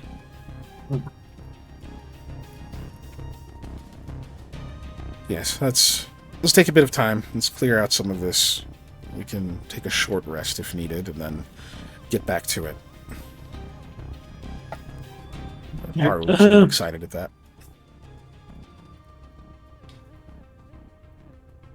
I guess we'll pick out some structures to check out. Eli, can you use your search and shadows to check out the ones that we don't look at? Sure, but just so we have a better what am I looking coverage for? Anything alive. Well, it needs to be a bit more specific than that, but sure. Anything alive between 1 square foot to 5 square feet. Still too vague. Anyways, I'll just look for. Oh, I don't know. That's carnivorous. Quadrupedals. It's not shape or texture. Anyways, I'm gonna look for quadrupeds first because I need to specify a shape. So we're gonna look for quadrupeds. Anything more? We'll go up from there. Anything that has more than one leg. You find a stool. You find a table. You find. Cool. So you cast that, you start going out, and I'm assuming searching the closest ones to you on the straight path through this area. Yeah. Check those. You can't quite see through to the other end of it, so you don't know how far exactly it goes. But cool. So you're gonna start doing that as you guys moving, like kind of move out of the cave area. Lamia, you can like hear, you know, everything everyone's saying and whatnot, and you can hear the sound of like this dripping and stuff. There's enough of it, like I said, it almost sounds a little like rain. For a native, Setsi Ulis, that is, this would be a light rain for sure. Like a very light rain. To most other regions, this would be kind of middling. But it's still a little bit comforting. You've been away from it for a few days now. You'd be more used to hearing it than not, so it's a little bit weird being so quiet all over the place. And you like, as you take a moment while they're kind of chatting, you're just kind of listening to the rain. It's sort of nice. You get this sort of wave of ease. It's like your body starts to relax a little bit too much, and you notice that all of the voices and other things seem to start to kind of fade a little bit. Like they get a little quieter, and you're just like focusing, and even the rain is getting quiet. It's mostly just, you're just hearing it kind of in your head, almost recalling the sound, and it's like picking up a little bit. You're thinking more of what you hear back home. But then you kind of snap out of your reverie for a moment and realize that, no, it is actually getting quieter, and your body does feel a little bit heavier. And that feeling gets just a little bit stronger. It almost feels like this sensation is getting closer to you. Like something is approaching that's like giving this off from deeper behind you, where you just came from. Does it kind of feel like just before in my dream when I started slowing down and okay, just making sure. No. Yeah. Everything else is still moving normal speed. You just feel kind of like, a little bit sluggish tired. And not really tired, just how do I put it? Relaxed. Yeah. You just start to feel kind of relaxed. Lamia will like lightly nudge Graylee and then look. Not look. She'll ask, "Hey, are you She like?" seems to snap out of something. Huh? Do you feel like really calm right now? Yeah, I do. Thought maybe it's just, maybe this area is beautiful. When you look at it. Lamia's gonna turn around to stare at where we came from. It's like anything that stands out. So you besides turn, Shakira, facing it, and Shakira's just kind of sitting there, does like a big yawn, licks her chops. She seemed like maybe she was a little bit impatient trying to get you guys to move since everybody else is moving forward, but she quickly relaxes. But looking behind her, you don't see anything, but the sound changes. It's like everything beyond a certain point, it's just quiet. Like an eerie quiet. It's like it's unnaturally still, just noiseless. You even take a step closer to Shakira, maybe a little bit past her, and it's like you're covering your ears. Everything is muffled. A few more steps deeper, and it's silent. You don't hear any of the voices behind you. You like look back and you see Shakira kind of like shifting and whatnot to come look at you. You don't hear the claws clackle on the ground or anything like that. Are we still connected via emotions? Or did that wear off? I think that lasts several hours, doesn't it? I have to look at it. Sorry, I keep clearing my throat. It's one of those days. Went into the office today, so yeah, allergies all day. Allergies. Yeah. Pack empathy. It is 1 hour per level, so yeah, you are still connected. Okay, so Sam and Eli feel like not a panic, but like a. They feel like that. Like, do you guys ever feel like when there's that ee noise? Do you like feel like a numbness that kind of trembles and bulges your being through that e? No, I just have tinnitus all the time. Not that profound, but yeah, no, yeah. Yeah, I just have tinnitus a lot. But they feel Yeah. like that description coming from Lamia. The needles. Gotcha. Yeah. Yeah. It feels like I'm losing connection with life. It does kind of feel like I'm out of sync a Yeah, little it's bit, like- so I can get that. Yeah, but no, that It's is like I reach up and I try to unfortunately adjust the knobs on my AM radio brain to get it back in focus. You know, Yeah, so that's the feeling you get from Lamia. Sam's definitely like. Do you just stay over there for a while, Lamia? Do you walk? Do you go deeper? I say deeper. This is back where you just came from. Well, she okay. So you said I went past Shakira. Is that correct? Mm-hmm. She didn't backtrack. She's just kind of watching you. I will only take like a 5-foot step forward away from Shakira. Continuing to hear the numbness in zero, right? You guys lose connection to Lamia. Lamia, you no longer feel their emotions. You're still there. You look back, you still see them, but it's just like that connection becomes very dull, like a dead line. Lamia turns around and like waves her hands like a lot. She doesn't want to yell. Just part of her's tempted. Rayleigh is like watching you. Shakira turns fully to like face you now, like ears up. Rayleigh sort of tilts her head, and you see her mouth moving, but it's like you're hearing her through like a screen of water or something. It takes several seconds after her mouth moves for you to just hear, "What are you doing?" Lamia will point at her ears and then like, I can't hear you! She does shout. She looks a little concerned. It says words again, and you hear, "Maybe you should come back." Lamia will look behind one more time just to confirm, hey, is there anything following us besides the silence? No? Okay. Then she will go back. Yeah, unfortunately, at this point, you're just looking into the dark.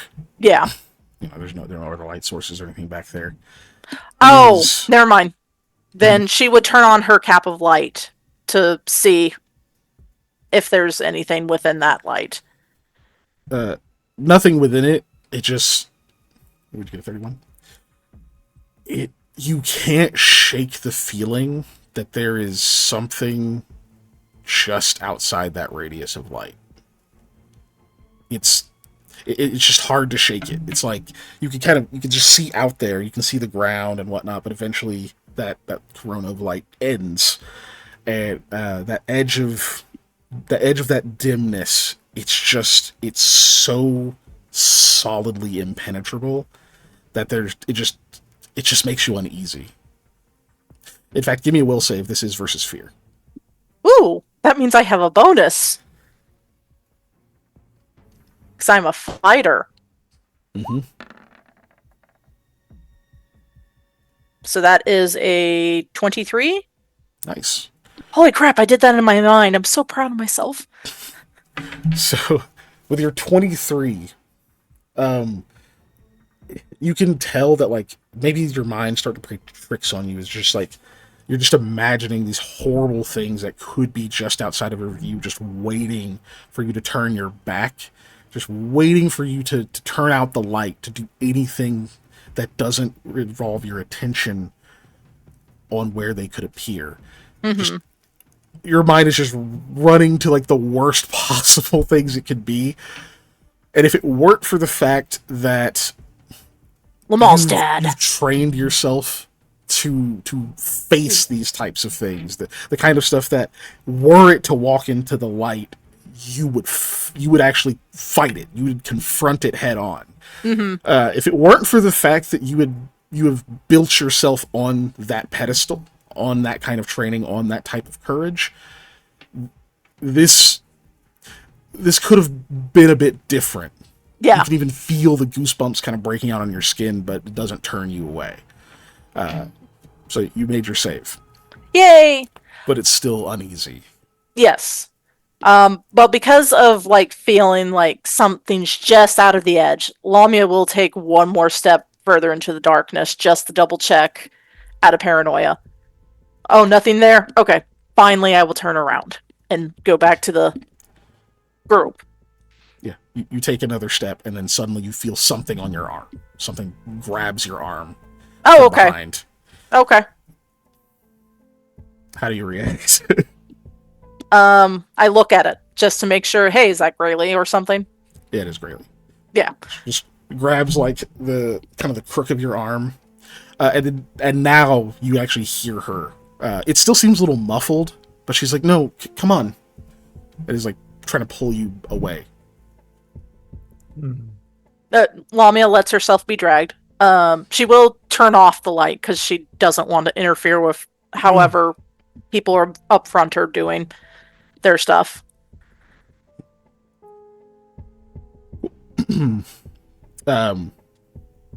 It wouldn't, but you're good.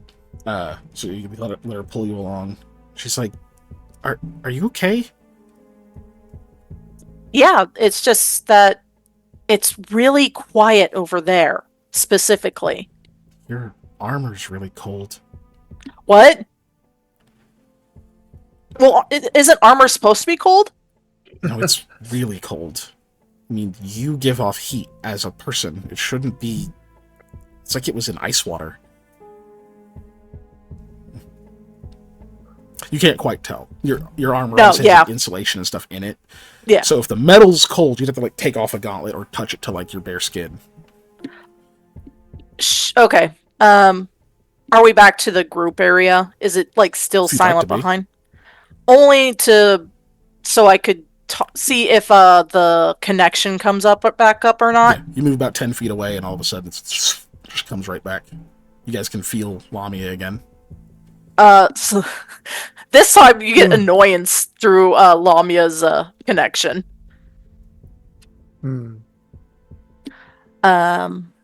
She will say, "Hey, Kessel, could you get Eli or Sam's attention for me?" Oh, certainly.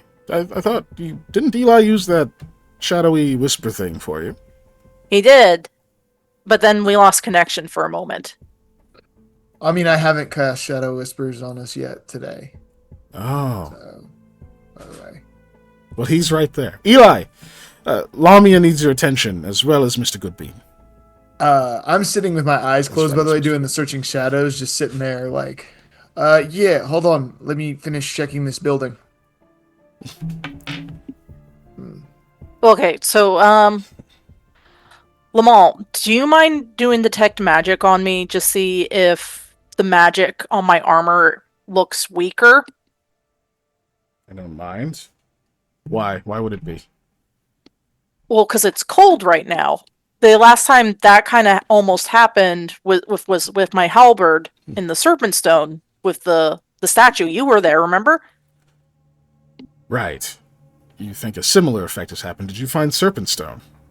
I don't know. It was really dark. He steps back, casts Detect Magic, starts examining you. No, doesn't look similar at all. Looks normal. Okay, that's good. But, So back there, it's like really, really quiet. And if you move past, like 10 feet past where Shakira is right now. She followed you. Oh, okay. And then, never mind. Like 30 feet where Shakira is right now. It gets deadly quiet over there. Like you can't hear the rain. So. Unnaturally so, yes. Because you can't hear the rain. Did you not hear Graylee yelling at me earlier and I was yelling at her? I heard you shouting to each other, but didn't pay it too much mind. It didn't seem panicked. But it was, you heard normal loudness, I heard Grayly, yes. but you didn't really hear me. No. And we heard this dripping noise from deeper in the cave than 30 feet away. Excuse me.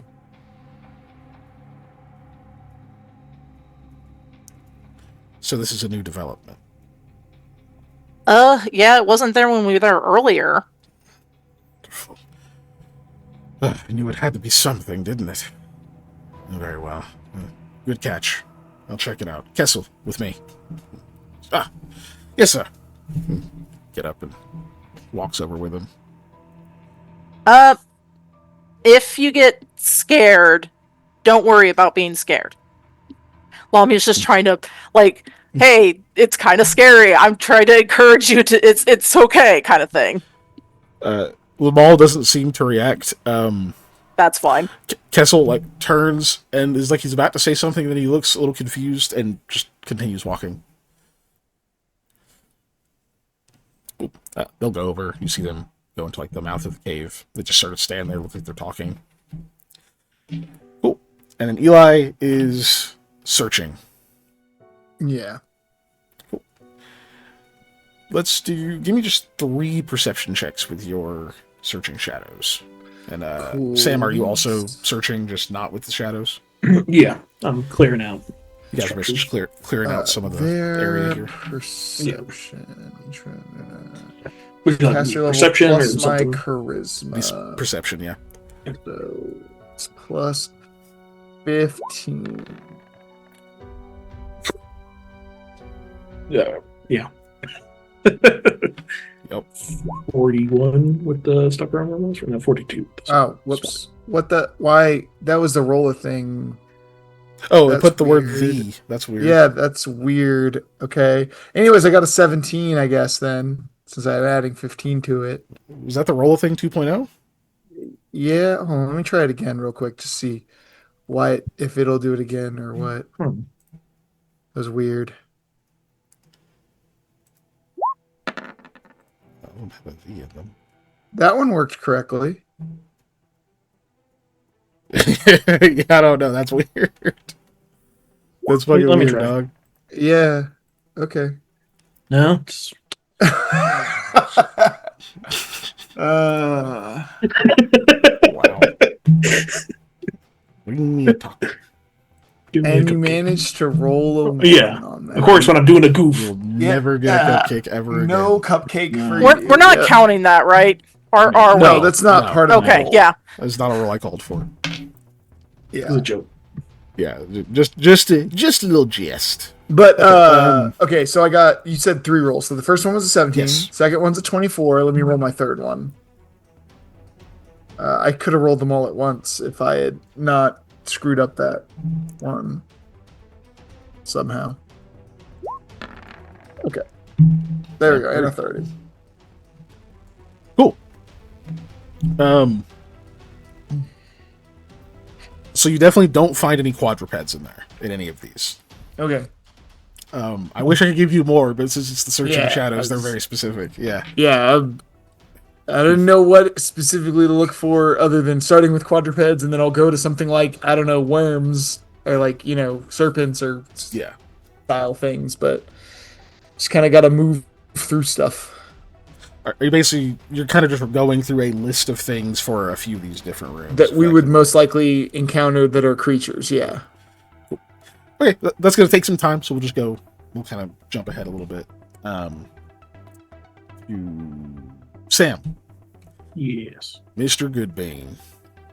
So one of the main things you're going to notice, obviously, when you go into one of these structures, you immediately see where the water is going.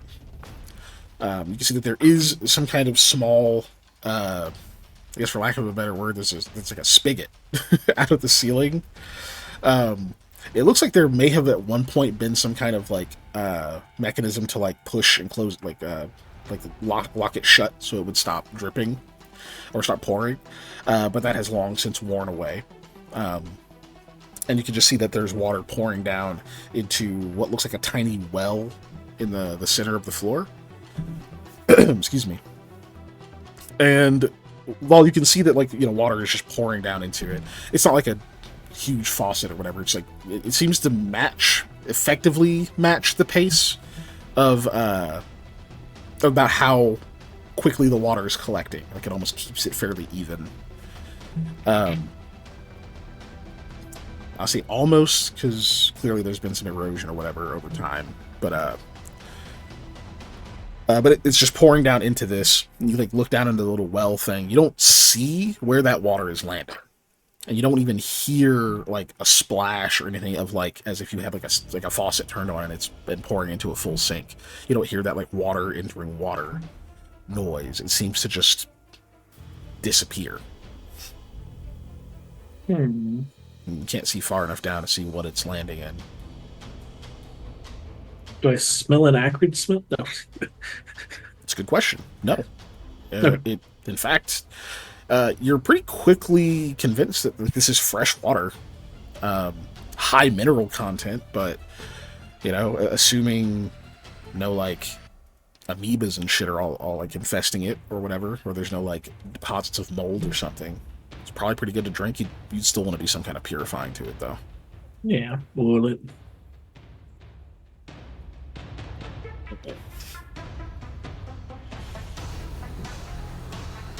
It's the water's pretty unlikely, given that, you know, it's been constant runoff across stone, you know. But yeah, well, in the worst case scenario, we can try and collect it off of the runoff and not the reservoir. Because moving water is harder for stuff to grow in. Which you suspect is probably why, you know, it's this thing when it opens is meant to roughly match the collection rate, so that like if you leave it on, it's constantly moving water and you don't get like too much of a buildup. Oh, so it's like literally a spigot. Yeah. Oh, okay. Yeah. It looks like it at one point they could have shut it, but like that mechanism's gone. I thought you were like being. It's like it's like a spigot. Mechanically, oh, no, it is actually like a spigot. Yeah, like yes, exactly. Yeah, speaking mechanically, not actually, like physically. Yeah. Okay. I'm trusting it a little bit more now because it's like, oh, right. Yeah. Okay. Just obviously a very rudimentary, you know, kind of primitive one, but like most machines are pretty basic at their core, right? Yeah. Case in point of something I wanted to drink, but I knew better when I went to Kentucky. There was just a crack in the side of a mountain that had water pouring from it. Just like coming out and like splashing out. I was like, oh, dude, I got out and like I felt it ice cold. I was like, I want to drink this so bad. But this is a coal mining town and I have no idea where this water is coming from. Right? You know? Yeah, forbidden water fountain. Oh. But yeah, so that's what you see is inside of there. Kind of check around the perimeter and stuff in there with your, what was it, 30-7? What is that really? What with your bonus? With the bonus is 5, correct? Stalker armor. Stalker. Oh, that's because I need to be on this sheet. Yeah. Hit the little. Yeah. So. Just so you have it in here at some point, because I don't think we've done it in a while. Yeah. You're a lot. For mantle, Henry Stalker requires to wear a +5 bonus on stealth and perception checks while in Tsengi's wilderness, at least 20 miles away from a settlement with over 2,000 people, and provides a 30-foot swim speed. Where also gains falling abilities, specific situations. We don't know that part. Uncharted, unclaimed territory, double bonus perception checks to avoid ambushes, and +2 insight bonus on saving throws to avoid natural hazards. That's right. Okay, yeah. So it is a total of +5 right now to your perception. 42. Which is what I thought it was when I stated it the first time, but I was good to double check. Yeah. I knew you had it right because I had checked it before, but I was like, we hadn't booped it in a while, so now chat can see it. Yeah. Oh, I forgot the ambush thing as well. So, well, they can see part of it. It is a long description because it is a set. But cool. So that is actually a 42. That is a lot. All right. So, so you go and like kind of check around this area and such. Um, it is all stone. It seems like, yeah, this was some kind of stone mound or something before that was like shaved down or something over time into this specific shape, and then hollowed out by something else. It is relatively smooth, and the when you step into it, there is a bit of a step down, so it's got a little bit more space than it looks like on the outside. And in fact, as you're kind of looking around in this structure, there's like a weird dip in part of it. It doesn't seem like it fits with the rest of it. If it was like, it's possible this is something that was used for a very, very long time before it was abandoned, and so there's just like this one spot was walked through or whatever for long enough that there's like a sort of a natural divot in the stone. But it would take a lot of just foot traffic or people sitting there or stuff being poured out or whatever. Like a lot of things would have had to happen to wear it down. So obviously I'm doing this because it's obvious to Sam. It would not be obvious to anyone else. But to you, it's like, oh, that's clearly different than the rest of this, where everybody else is like, this place is pretty flat, you know? But anyway. But yeah, so it could be something like that, but you don't know. Also, like, thinking back to what Graylee was talking about this whole area being slanted, you don't think this is too much of an exception? Like, it's probably less extreme than when you're coming out of the cave, but it probably still is built at a little bit of a slant.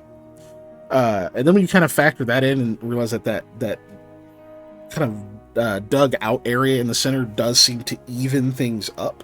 So the interior of this is not necessarily level with the ground outside. It's more level with, it's more actually level. so it's like, if you were to compare this maybe to the surface, it would be more 1-to-1. You actually are starting to get the feeling that divot, rather than it being something that was worn down over time, that used to be deeper. So you start to examine like the edges and stuff of it. Yeah, there is not enough to call it a ridge, but there's enough of a difference that you become pretty certain that this used to be a much deeper hole that someone filled in. So pause with that. You get through that whole thing, you don't see anything else that seems threatening or anything. You check another one of these areas. It has the same spigot, same little well thing. You don't hear anything on the inside of it. You check that same kind of area as the other one. It also has that. This one is a bit more well hidden, but because you know exactly where to look, it's in the same spot. But it's not the same. They didn't do the same job. They did the same function, but like this one, they did a better job of covering up than the last one. There's a chance that you could, like, there's a lot of these structures. There's a chance that you might find one where they did a much worse job, or maybe they didn't even cover one of these up. You can maybe see where they lead. That's up to you.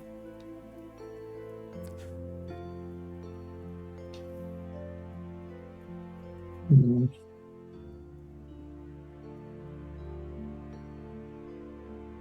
Yeah, but not by myself.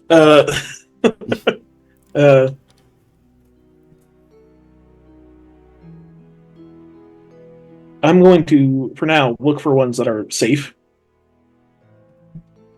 For us to... These are inside the areas? Or... Yes. Okay. These are inside of the structures, inside of the shelters. Okay. Just making sure. Run to the restroom real quick. I'll go get Eli and... No, yeah, he's busy with his shadows. Who is available out of the group? Yeah, pretty much everyone is doing some kind of search right now. So you can pick from anyone and be like, hey, check this out. I mean, Haru is kind of the one to go to, I think, because he's an archaeologist. He would probably know a little bit more about architecture or things like that. Well, you said they're filled in. Would that be more of a? Did you say how big the holes were, or? They would be. Or like the non-filled, or what, Yeah, you would, based on what you've seen so far, you would guess they're about maybe 3 feet around. Okay. Yeah. Oh, so more than able to do some exploring. And okay.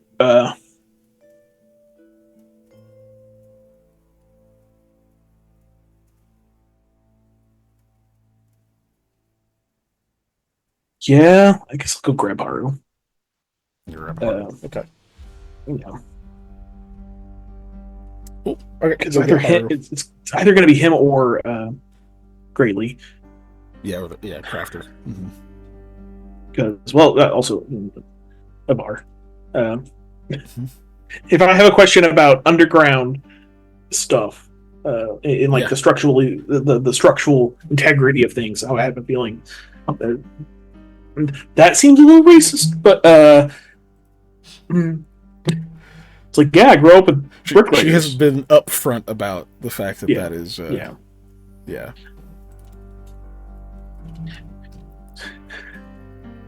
Sorry, just imagining a different campaign where it's like, hey, you're an elf. What do you know about trees? Nothing. I live in the desert. I fucking hate trees. Yeah. Oh, I'm sorry. Damn. A tree killed my father. He was a lumberjack. It fell on him. Wow. He also hated trees. His father was a lumberjack. All right. Cool. I am by far the most efficient. This desert used to be a forest. Okay, I'm done with this character. Yeah, I'll get hard. Right. So yeah, he'll come with you. He seems excited to check out something weird. Sees what you point out, agrees with you. Option is the same. You can go try to find more of them. That, of course, pivots you from being like, let's search every nook and cranny and make sure everything is safe, to like looking for a specific thing. Yeah. I mean, I guess this is where the water runs off. Correct? Or is this One more time? This is where the water from the spigot's flowing, correct? It's flowing down into a well in the center of the shelter. There's like a well that you can't see the bottom of. That's where the water is going. This is off to like the side. It's a pivot in the ground that doesn't go all the way through. I thought this was like part of the well. Okay. That's why I was like, what's the point if it's just where the water goes? No. Okay. I must have missed that.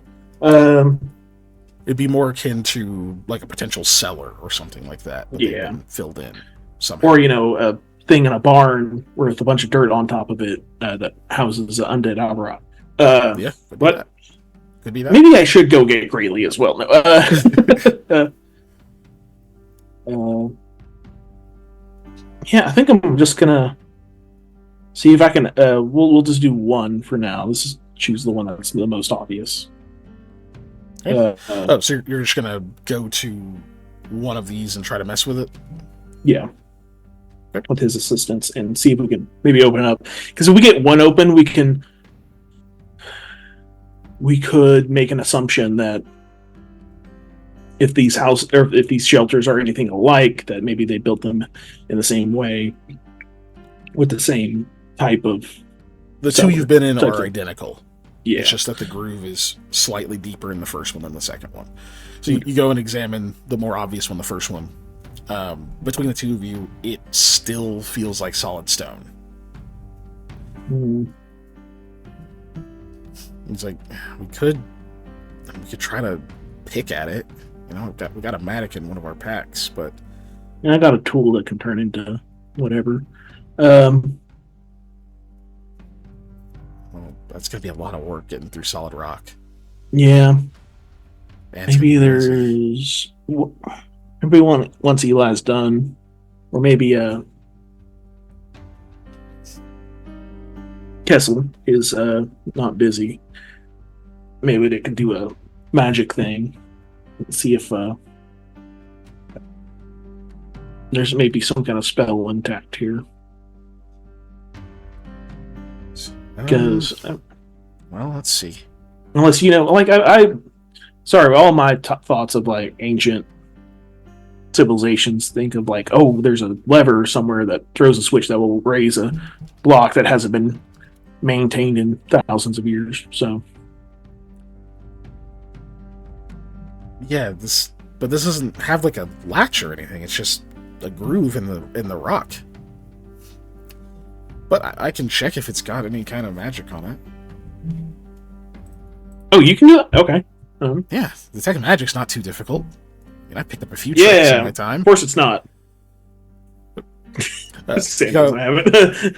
Looks at it, like, kind of tilts his head a couple of times, does a few gestures.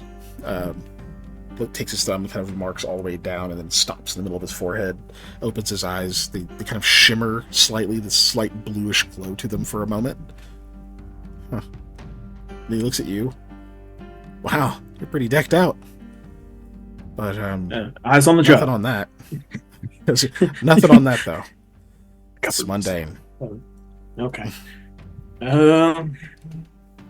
Shit. Because so the thing is, if it's an instantaneous effect, whatever did this, that magic, traces of the magic would be long gone. There'd be no detecting it at this point. Or hell, even if it was something that took concentration over a long time, it's been years. Probably. Well, I guess I could check to see.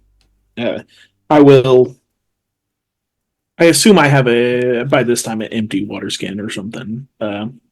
Sure. Because yeah. I'm Yeah. gonna fill up using the spigot, and I'm gonna try and feed some water into this groove to see if it fills up or like seeps into a thing. It doesn't take much to fill it. Yeah, it doesn't take much to fill it just because it's quite shallow. Yeah.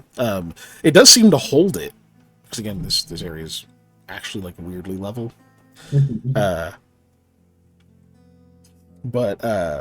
Yeah, it does seem to hold it. It doesn't seem like it's going anywhere. Okay. Well, the reason being is even if it's like a slab of rock that was placed in a hole, unless it's like, even if it's like grouted or sealed, water is water and water finds a way. If there's any unless it's like rubberized sealed or something, it'd have to take a lot. Yeah, like in this short amount of time, it doesn't go anywhere. You can like come back in a few hours and see if the water level's decreased. All right, well, because it would take a long time if it's somewhat sealed, even. Mm-hmm. Well, there's just one last thing I'll check. I will.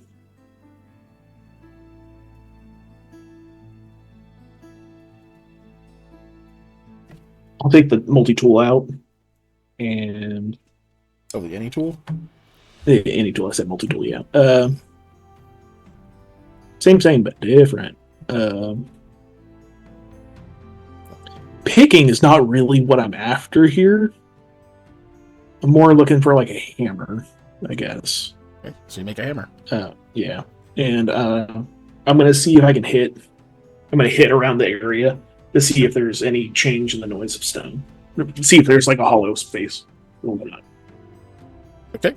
I don't need you to roll perception. It doesn't seem like there's a hollow space at all. Okay. All right. Well, it's weird that this is in all of them. Well, it's in two of them so far. Oh, two of them. Okay. Well, yeah. Yeah, so if you looked at two, you could choose to go looking around at other ones, but so far you've just come back to this one. Do you want to, I guess, run off to some of the others and tell them about this and let them know that they're here, just in case there's something off about it?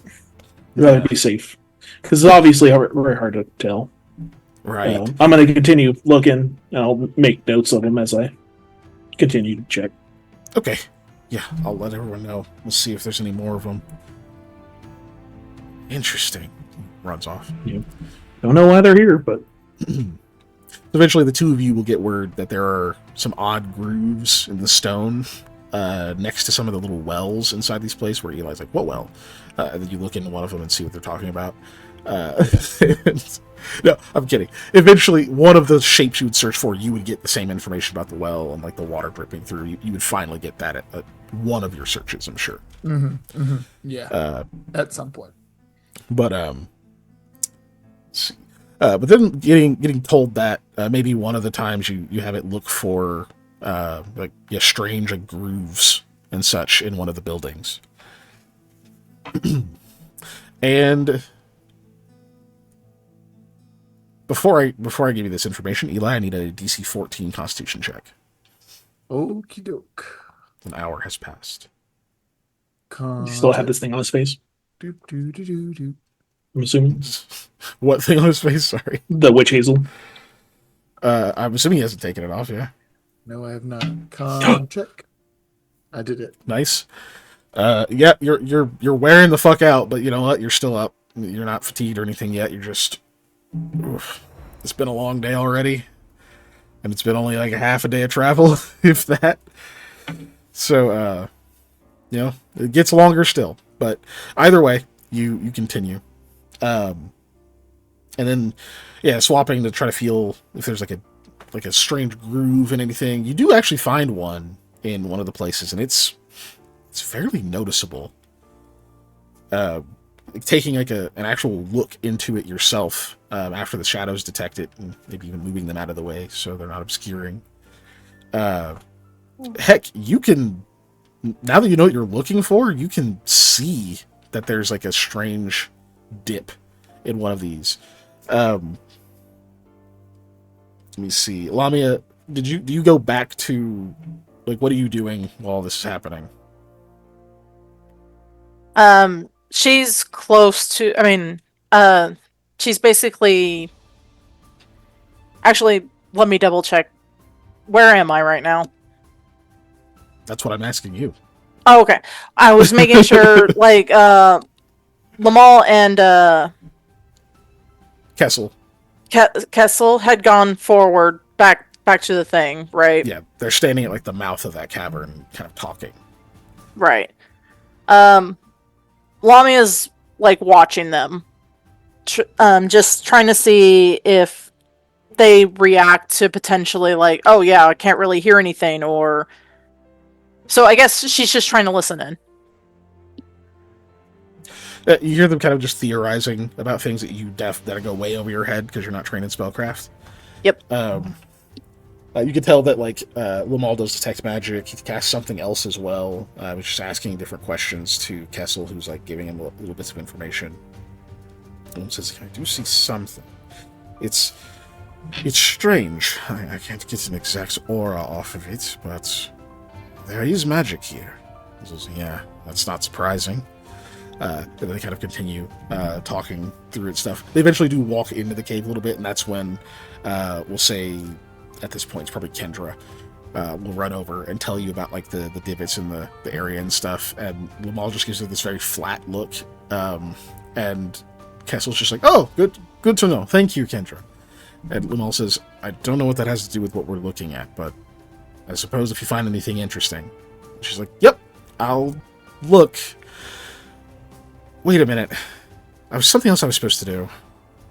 He says, "Wasif, he's dizzy or whatever." She's right. Yeah, I have to bully him into getting medical care. That's right. Thank you."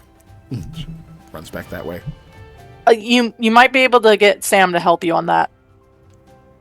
I think he's busy looking for holes. Did you ask the one in his brain? You think you hear a chuckle? She's still running off. No, he got shot with arrows a bunch. It's actually like... He just comes walking out. It's got an arrow through his head. There's not a hole. I plugged it. All right? It's an arrow. That's the whole point of leaving this in. Do I take it out or do I leave it in? Do I take it out or do I leave it in? I can't have the circuits getting disconnected. All right. Well, since they got interrupted by her, Lamia will ask, is it quiet to you guys over there? No, we haven't gone far enough yet, but we'll check this out. You'll make yourself useful. And Kessel, you see him kind of lean in, whisper something very quietly. Lamal gives him kind of a like curious look, and he says, I mean, this is probably boring to you. You can go do something else." I mean, I don't understand a lot of what I'm hearing, but it's not boring. He clearly holds in whatever he's going to say, and just says, "Very well." And they will go back to talking. Okay. Once again, Giselle has extracted herself from a group activity and a skill challenge. Oh! You're not in the search. It doesn't matter. Over here looking at them. Yep. Cool. So, skill challenge. You guys are looking for the mystery of the strange divots. Yes, mystery of the strange divots. So, I need what skill you'd like to use. Obviously, there's diminishing returns on using the same skill. More than once. Mm-hmm. You can assume you'll get a +2 from at least one of the NPCs. I mean, I got Dungeoneering. Do you have Dungeoneering? I do have knowledge engineering, but Okay. yours is probably higher than mine, so you should use it.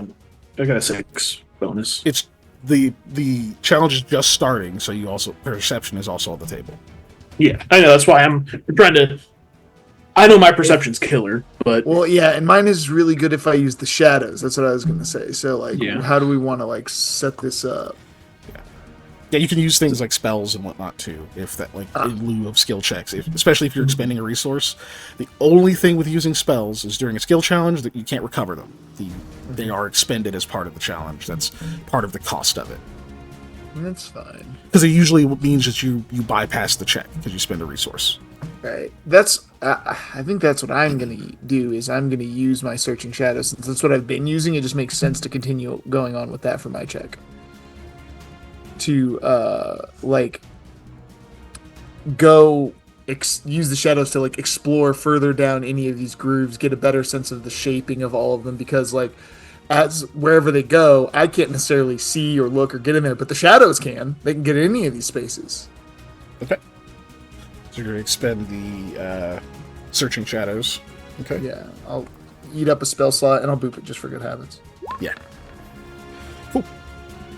don't know what survival would be used in this context. All that.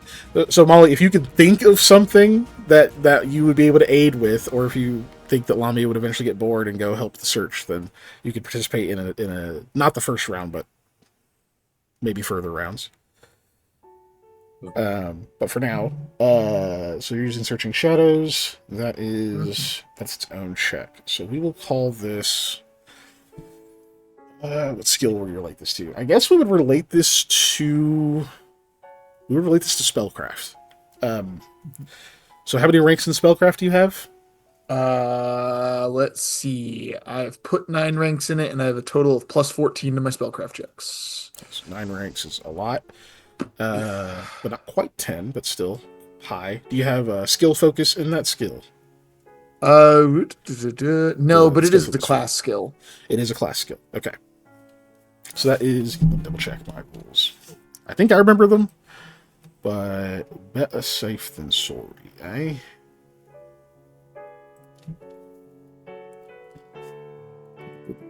At least one requirements. Let's see. Doesn't have 10, doesn't have skill focus. You need both 5 and class skill. Okay. So in that case, you're rolling 1d12 plus intelligence bonus. Okay, 1d12 plus intelligence bonus. Bonus 2. There we go. Nice. Okay. 9 points towards success so far. Then Sam.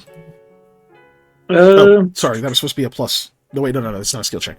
Never mind. You're good.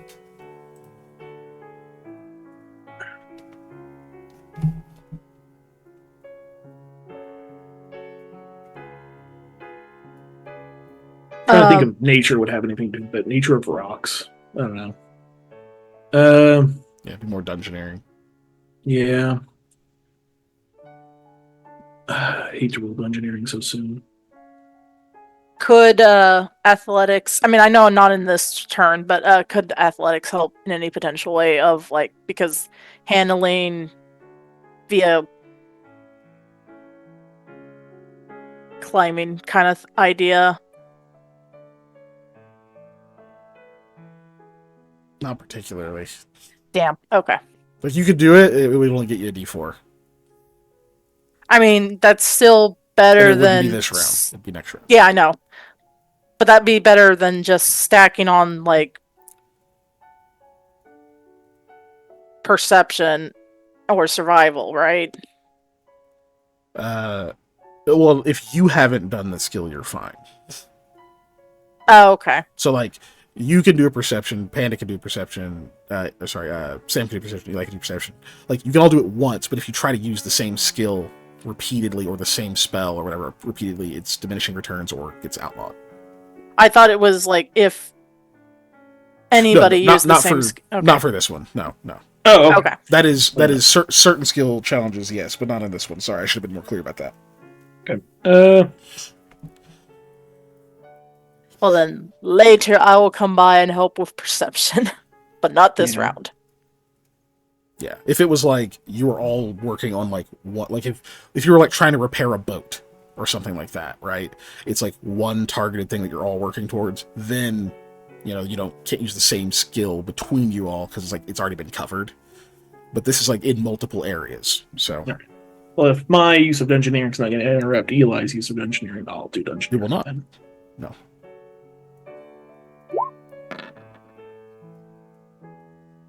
Yeah, the only thing it could do is like if you're trying to get something particular out of it, you might step on each other. If you're trying to get the same information, then it's like, well, fuck, now I don't know what to ask for, that kind of deal. Mm-hmm. But in your case, not really. So 19, nice. Okay, I hadn't even told you the DC for these yet. For this challenge, you guys are level 10. So you are looking for...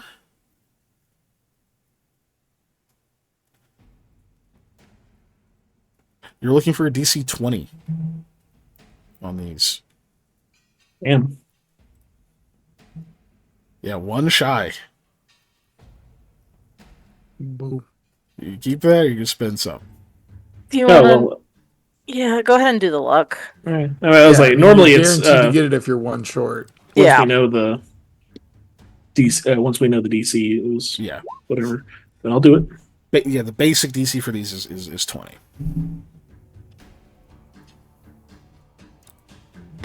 Nice. So it's a 22.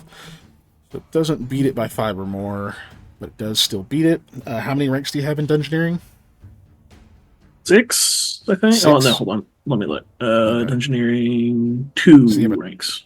Okay, I was gonna say you have a total of 6, so that'd be total of 6. That'd be 2 ranks. Total of 6 ranks, and it is a class skill. Yes. Sorry. Okay. I was like, what? Yeah. I know you don't have skill focus, or your total would be higher. Do you have any feats or class features that specifically add to dungeoneering? Dungeoneering? Yes. That's survival. That's also survival. It's also survival.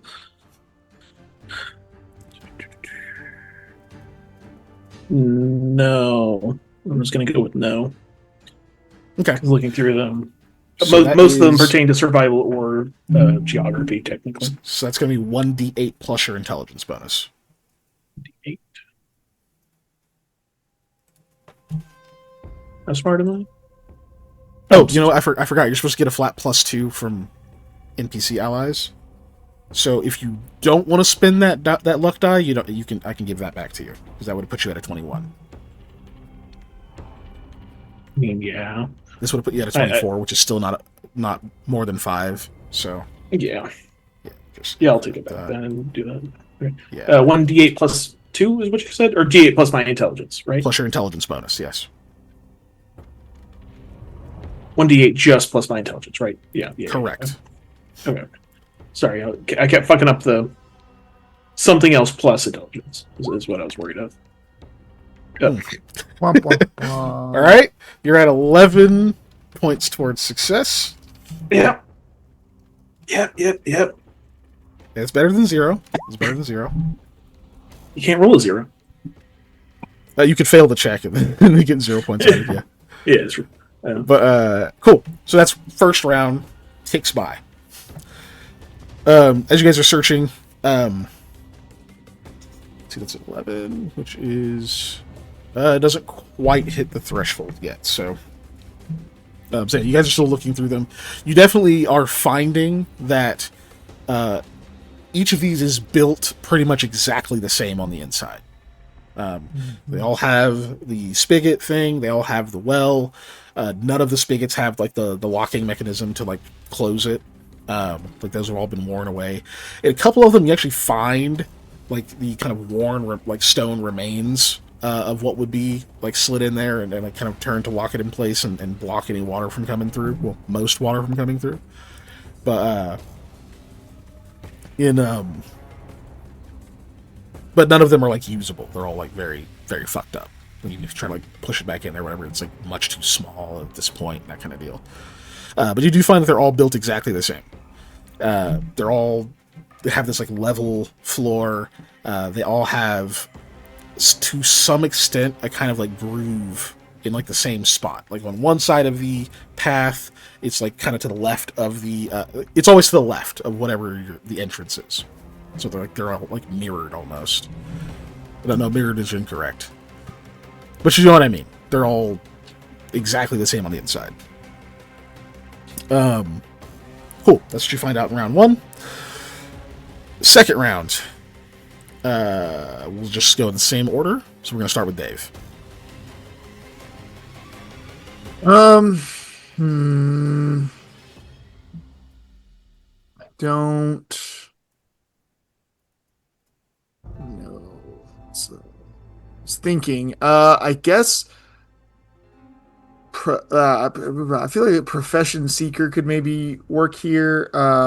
And I'm looking for.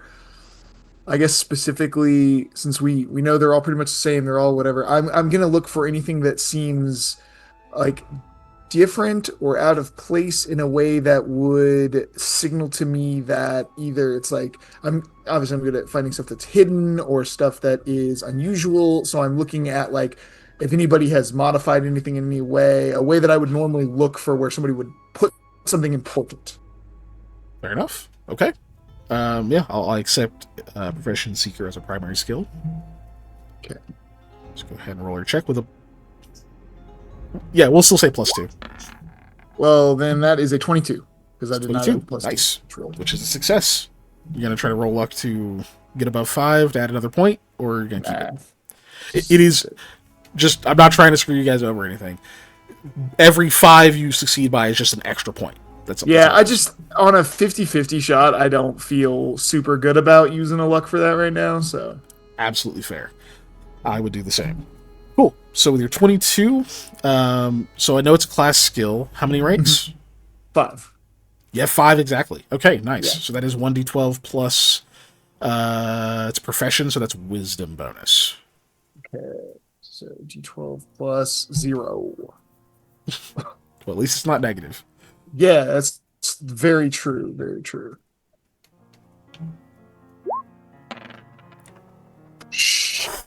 Holy and shit. I rolled a 12. Okay. 23 points towards success. All right. Hell yeah. And next is Mr. Sam Goodbean. I'm going to do perception this time. Okay. God knows if I just look harder, I'll figure out what's going on. Each of these rounds is not 6 seconds, just in case anyone thought that was the case. We're thinking more like 15, 20 minutes per round in this case. Does These are, my like, armor thorough bonus searches. go into this? For your perception, yeah, it still counts. Okay, I'll just add in after the fact, like we have been doing. Just trying to heap on the points this round. I'm assuming Spire hit the perception now, right? Yeah. Okay. 42. Again. If they were helping. Yep. 44. 44. Okay. That's fucking a lot. That's let's see, that's plus 1, 2, 4. Yeah, plus 4. Okay. So now you have more than 5 ranks in perception. It is a class skill. So it's 1d12 plus your wisdom bonus plus 4. Wisdom bonus plus 4. Okay. 1d12 plus 8. That's a big one. Yeah. A plus 18 more fucking points. Okay. So that is 51 points towards success.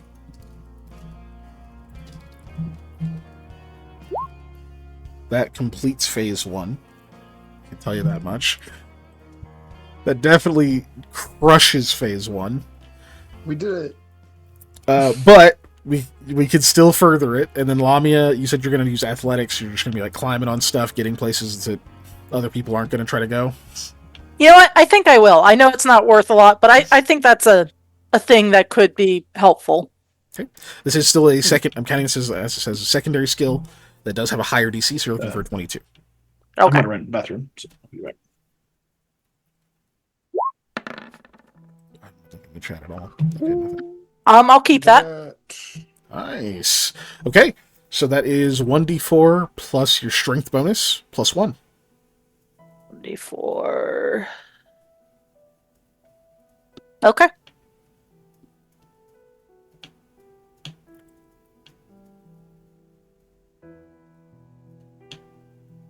So that was, yeah, okay. God dang it.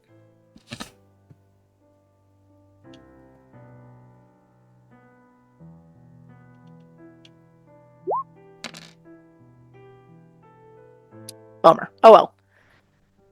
I mean, still good. That's pretty. Actually, wait, hold on. How many ranks do you have in that? I have 7. Okay, so it's supposed to just be one step lower, so it actually is supposed to be a D8. If you roll lower on the D8, we'll just keep the D4, because that's not your fault. Okay. 1d8. Do you want me to still add the plus 6? Sure, just so we can see if the total's higher. That'll just be easier. Nice. Okay, so you're at 11. You add 11. Nice. Because normally you would have had a D12 to that, but we lowered it to a D8. Yeah. So that is 62. I must try to roll a die.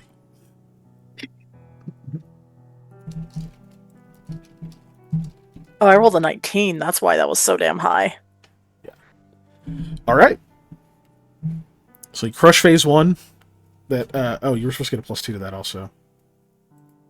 So that is actually 63. Nice. Cool. Alright, so you crush phase 1, as said before. So you guys continue to search. And then what you're finding is there's actually a bit of a pattern to like the depth of some of these grooves. Between all of you and the rest of the group that you're with. It does seem like, so these structures are symmetrical, like across from the path. So like you'll search like this one over here and the one across from it. Like if let's say it's row 1, the one across from this one, it's like this one is deeper than this one. This one deeper than this one. Cool. They move up here a little bit further in. Now this one is deeper than this one, and it seems to alternate like that. But it is by very small increments. And then when you go to like the next like column of buildings, like you guys don't search all the way down. You're just like you notice this pattern, like the several that you search. You kind of go a row back, and this pattern again reverses. So then like this one over here is the shallow one, this one over here is the deep one on the first row, and it, like again kind of reverses. So you kind of end up with this like, weird cross hatching of like which ones are deeper and which ones are more shallow. But you are starting to find that the depth of these divots is increasing more on the left side of the road, left from like where you entered. The like left side of the road, they seem to be increasing in depth more that way, whereas it stays a bit more consistent on the right side. So you start to angle your search where there's more of a difference because you're looking for things that are more different. So for the purposes of this, you're searching in places strictly on the left side of the path. The other thing you'll notice is the bed of like the moss beds and stuff, which I imagine you guys are like tromping through or whatever. Around these, do get a bit thicker as you get further from the path. They get a little bit more difficult to avoid if you're continuing to try to. And you still aren't 100% sure what exactly this moss is. Just that it's bioluminescent. You don't see like visible spores or anything coming off of it, which is nice, but it is getting thicker as you're going further away from the path, furthering your search. Top of round 3.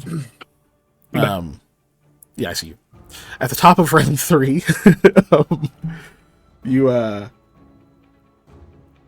actually hear from over at the mouth of the cave. We'll say it's probably Lamia that hears it.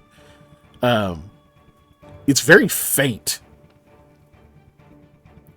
but you think you hear Lumal's voice. When you look back that direction, it's like he looks a little bit indistinct.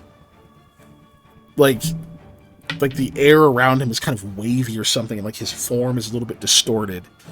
But you can definitely see him moving away from the mouth of that cave, and it looks like he's like got his like arm hooked around something. And then he finally like pulls free seemingly of this like distortion, and you can see him properly. Seems to like emerge from it, and he pulls Kessel away as well. And there's not like there's a bubble or anything, it's just this area that like his form looked indistinct. You don't see like it's not like everything is warped. You can just tell it was warped because of his shape looked weird. And he like pulls Kessel away, who you couldn't quite see at all until he emerges. He actually shouts over, and you can now, Lamia, that you kind of heard that it like the muffled version of the voice. You can tell he's saying the same thing, just much louder. It actually carries, and the rest of you hear it. He says, "There's something out there. Everyone be on guard." Sorry, I just imagine Lamia like on top of like I know it's divots and stuff like that, but like my mental image is like a statue just up in the air, like, yeah, we'll be on guard. He says it's not a creature. It's like there's an aura of some kind. It's encroaching. Kessel then calls out. He says, I think I can hold it at bay. Just everyone be careful in case there's something else."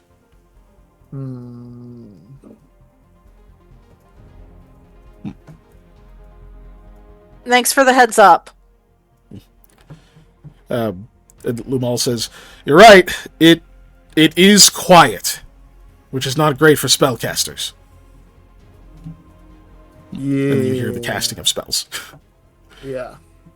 Does anyone divert their attention over to assisting them or do anything over there, or do you let them handle it for now until they ask for help? I'm inclined to let them handle it for right now. But whatever you guys do. I'm not. I'm gonna keep on the task at hand, I think. Okay. You see Eloise just break off. Okay, good. I was like, they need to have someone melee over there, please, God. Yeah. Yep. They have Lamal. Yeah, I was gonna say Lamal. He's not melee. No, but Yeah, he's never alone. But he can get hit. Yeah. I think he's like 7th level. He might not be able to get hit. No. I mean, I want him to Kessel get is hit. 7th level. Yeah. No, Kessel is 7th level. Oh, Lamal okay. is probably significantly higher. Yeah. Remember, he was. Never mind. It doesn't matter. No. Okay. There's someone going over there else that's actually melee. So Lamia will stay the course here. Sorry. Okay. You will see, like, she kind of runs over there, and there's like a bit of chatter, or whatever. And you see like Lamal pointing out like down the path. He's not like shouting, so you don't initially hear what he says, but then you hear Eloise starts moving back that way, and then she calls out, she says, "Haru, with me!" And she like keeps walking down the path, like going further into the area. He's like, "What? Yes, ma'am." He'll also break off. As he's doing so, he'll be like, "Sam, look, I know you haven't seen anything so far, but just be careful. There could still be traps." I'll find him. One way or another. At least I say once. under my breath, yeah. Right? He goes, "Look, I can't give you my gloves, but take these." He'll toss you a small wrapped bundle that is a masterwork set of thieves' tools. Ooh, nice. I'd say, fear not, ladies and gentlemen. I also have the disable device skill and trap finder's gloves and thieves' tools. So we got this. I've got to have a He doesn't necessarily know disabled that, device. No, but I'm just saying now we have 2 people who can try and disarm stuff. Oh, do you have a I do rank in not. disabled device? No, you don't. Nope, I do Then not. you cannot disarm traps. But I you know can, Eli that's can. fine. So if you find him, Yeah. be like, "Eli, there." It's just a Furby. Oh God. Nope. Oh, it's better than what I was That going to thing say. From orbit. Yeah. No thanks.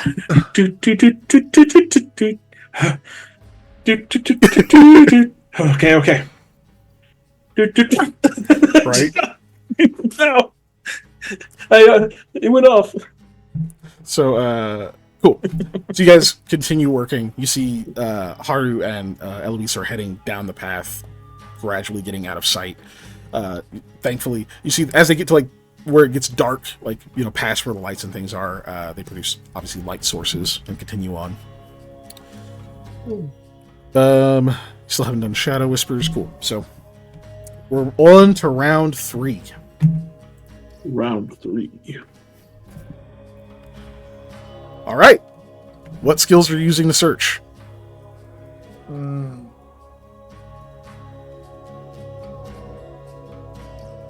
Are we starting with me? I assume. Mm-hmm. Yeah, you're first. So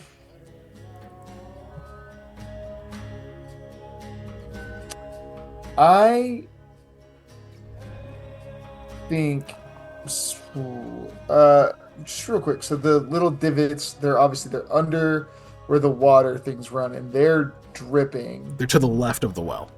In each Right. house. Okay. So, and because the spigots I could draw you a... don't work.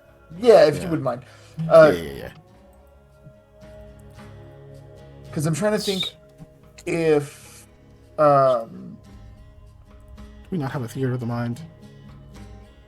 Theater of the mind. We gotta have a theater of the mind soul. map. if I could use like disable device or something to Must not check fear. the like water spigot well things and see if there's something I can do with those. Yeah, we do have a theater of the mind map. Here we go. It's got old stuff on it. This is when you guys are fighting them snake peoples. Remember him? Remember Snake Man? Bye, Snake Man. Everybody say bye, Snake Man. Bye, murderous imposter. Yeah. That's what his name. That's what his name is. Fucking loser. Boop, there he goes. Everybody say bye, Lamia's old token. Say bye.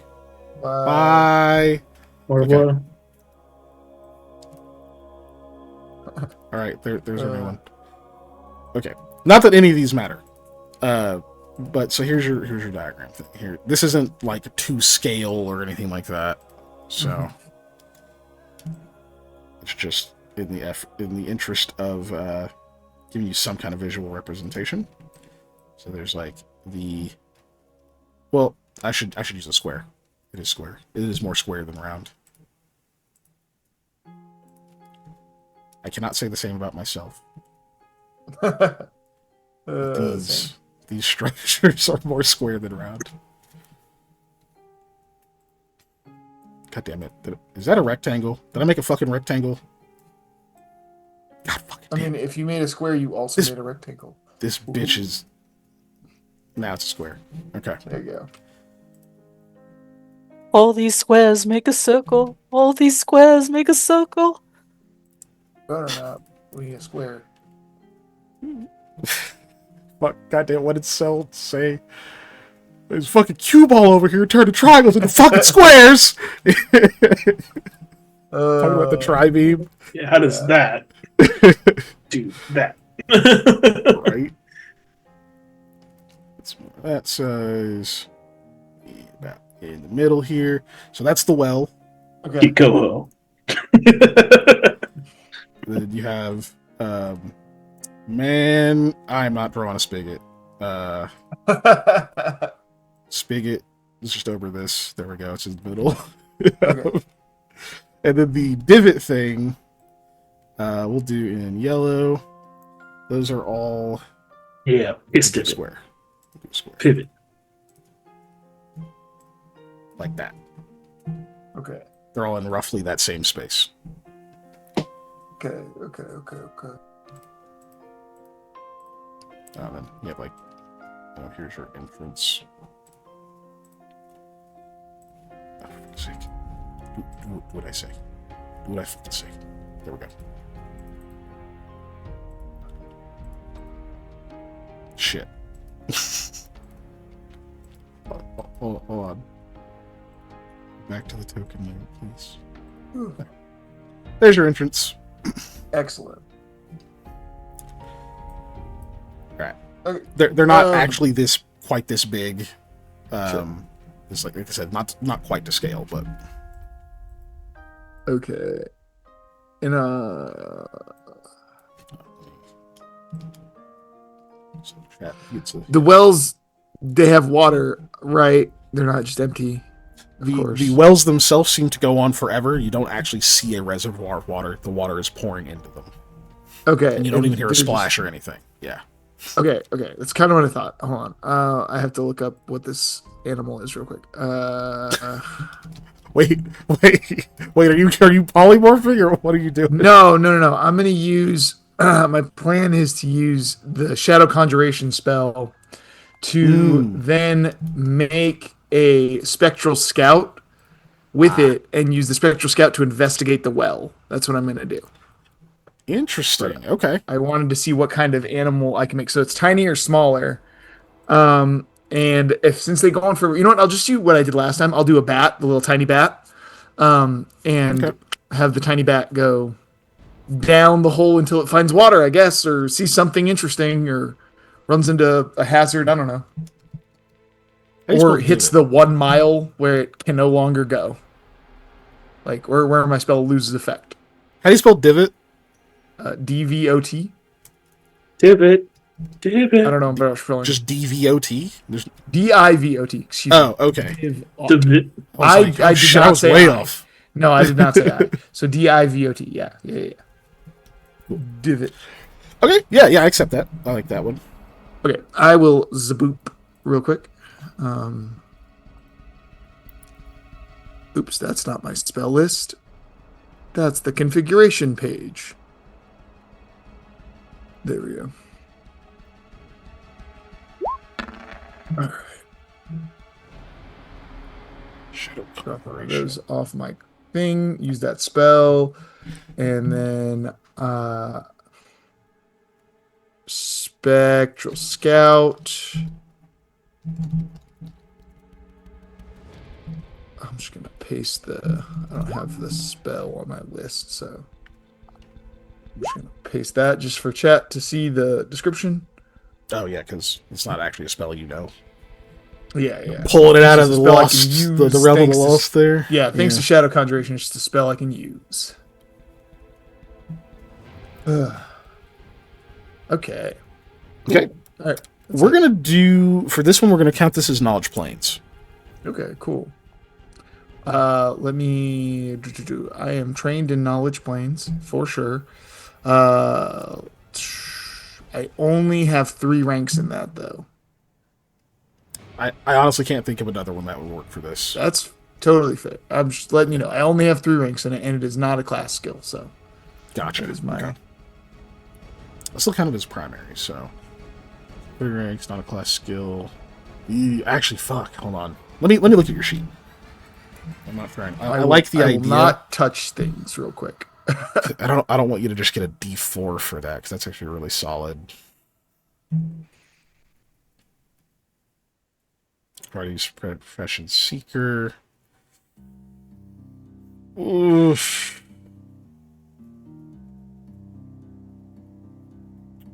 The only other one I could think of is Knowledge Arcana, if you want to burn that now. Yeah, I'm fine with burning Knowledge Arcana right now. Okay. Yeah, we can do that.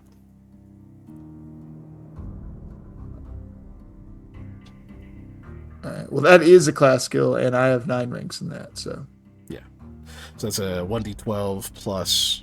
Well, roll it just to see if you make extra, if you get higher. We didn't do that last time. And I get plus 2 to that, right? Correct. Okay. Bwomp, bwomp, bwomp.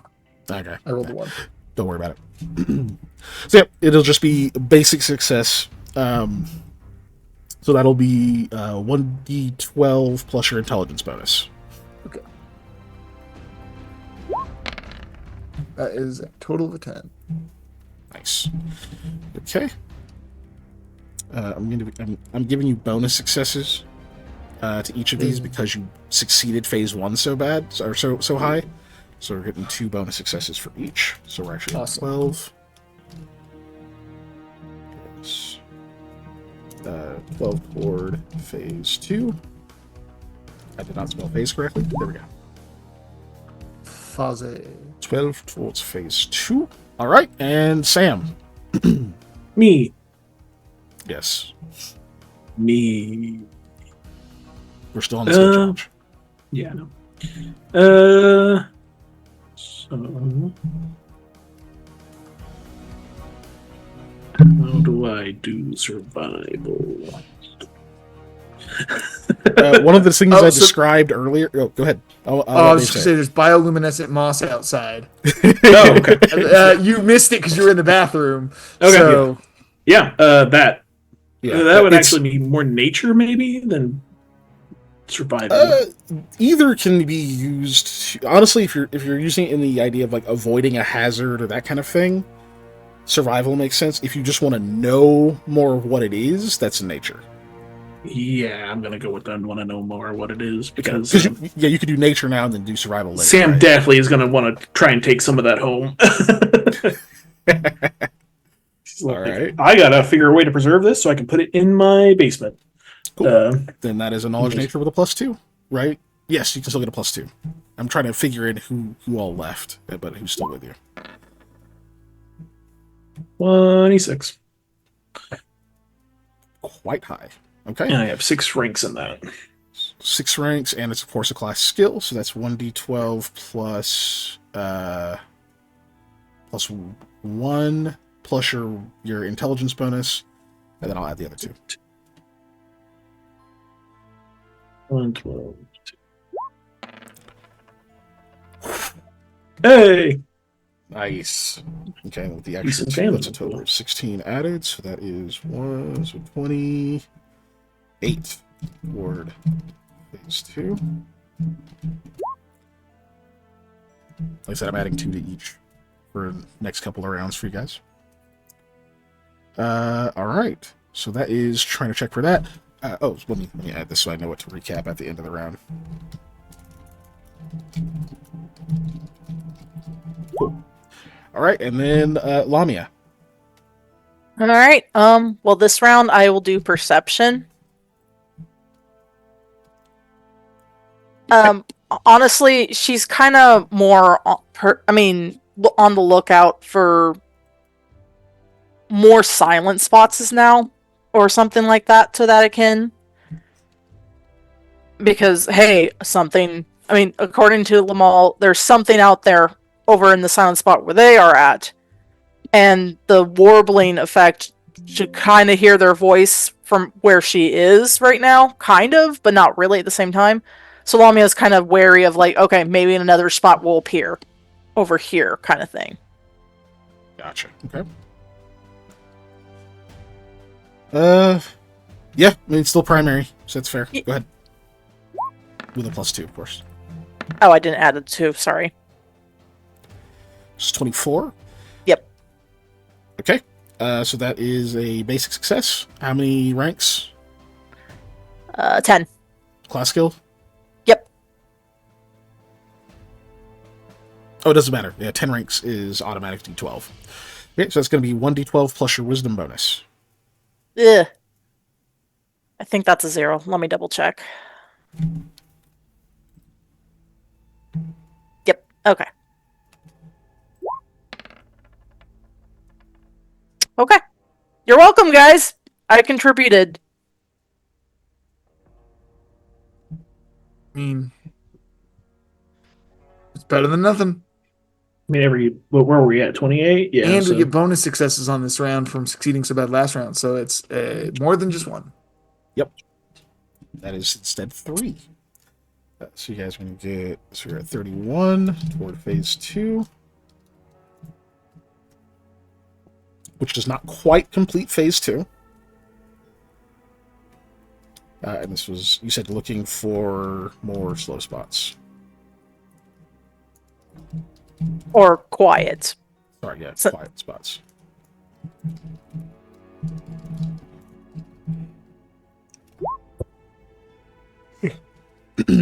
Excellent. Okay. So, here's what we have. Let's go back to these. All right, so Eli, you send this bat into this well. Mm-hmm. Excuse me, how long does that last? It should be until it goes a mile or... wait, what's the duration on that? Is it 10 minutes per level? I believe so. Okay, Let me double check. Spectral Scout is 10 minutes per level. Perfect. Okay. So this doesn't represent it only going once, and I'll explain in a moment. So it does fly as deep as it can at one point, and it definitely halts at some point going down into this tunnel. Forget it. How does it communicate back to you? I think it has to come back and talk to me if I read. Yeah, you can speak. Special Scout can be said verbally, and can relay information as directly witnessed with perfect clarity. But it can, Okay, yep, it can only talk to me. Cool. So it comes back, and what you learn is that it went about as far as it could, and it never reached where the water was reaching to. Just kept going. Okay, so that's like the first time you try it. Yeah, so it's more than a mile deep. Okay. You try the next one. It goes, again, same information. Goes as far as it can, doesn't reach the bottom. The third time you do it, you kind of keep an eye down there, like just seeing how far you can see it going. And you notice something very peculiar. As it flies down, it seems to stop about right at the edge of your dark vision. Mm-hmm. And it just seems to be like flying in place. Like it's not actually going anywhere. It's just kind of staying there, just like flapping, but kind of like moving a little bit as if it's like kind of maneuvering and whatnot. And then eventually kind of whips around and kind of flies like around the stream of the water as if it's like carrying momentum. And then it comes back to you, reports the same information. Okay. So it's like there's some kind of barrier stopping it. Got it. Or imaginary thing or whatever. Who knows? Illusion, something. So just to see if I can give you any other information, do you try anything specific, knowing that that's what's been happening on the next place? I mean, I would use detect magic at that point to see if I can see any kind of magical barrier or thing stopping it. Um, and if I can't see that, I'm dropping a rock down the hole. Yeah. You try it. You don't get any auras, which you know auras can be hidden. But so that doesn't. Yeah, at that point, I'm just dropping a rock down the hole. Yeah, you find a rock, drop it down there. You see it descend, just disappears.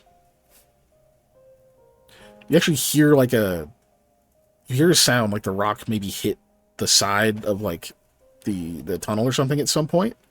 Which, I mean, you dropped it straight, and you know this area is level, so that tells you that it must move or shift or curve at some point down that way. And then very, very faintly, you can hear the echo of a splash. Okay.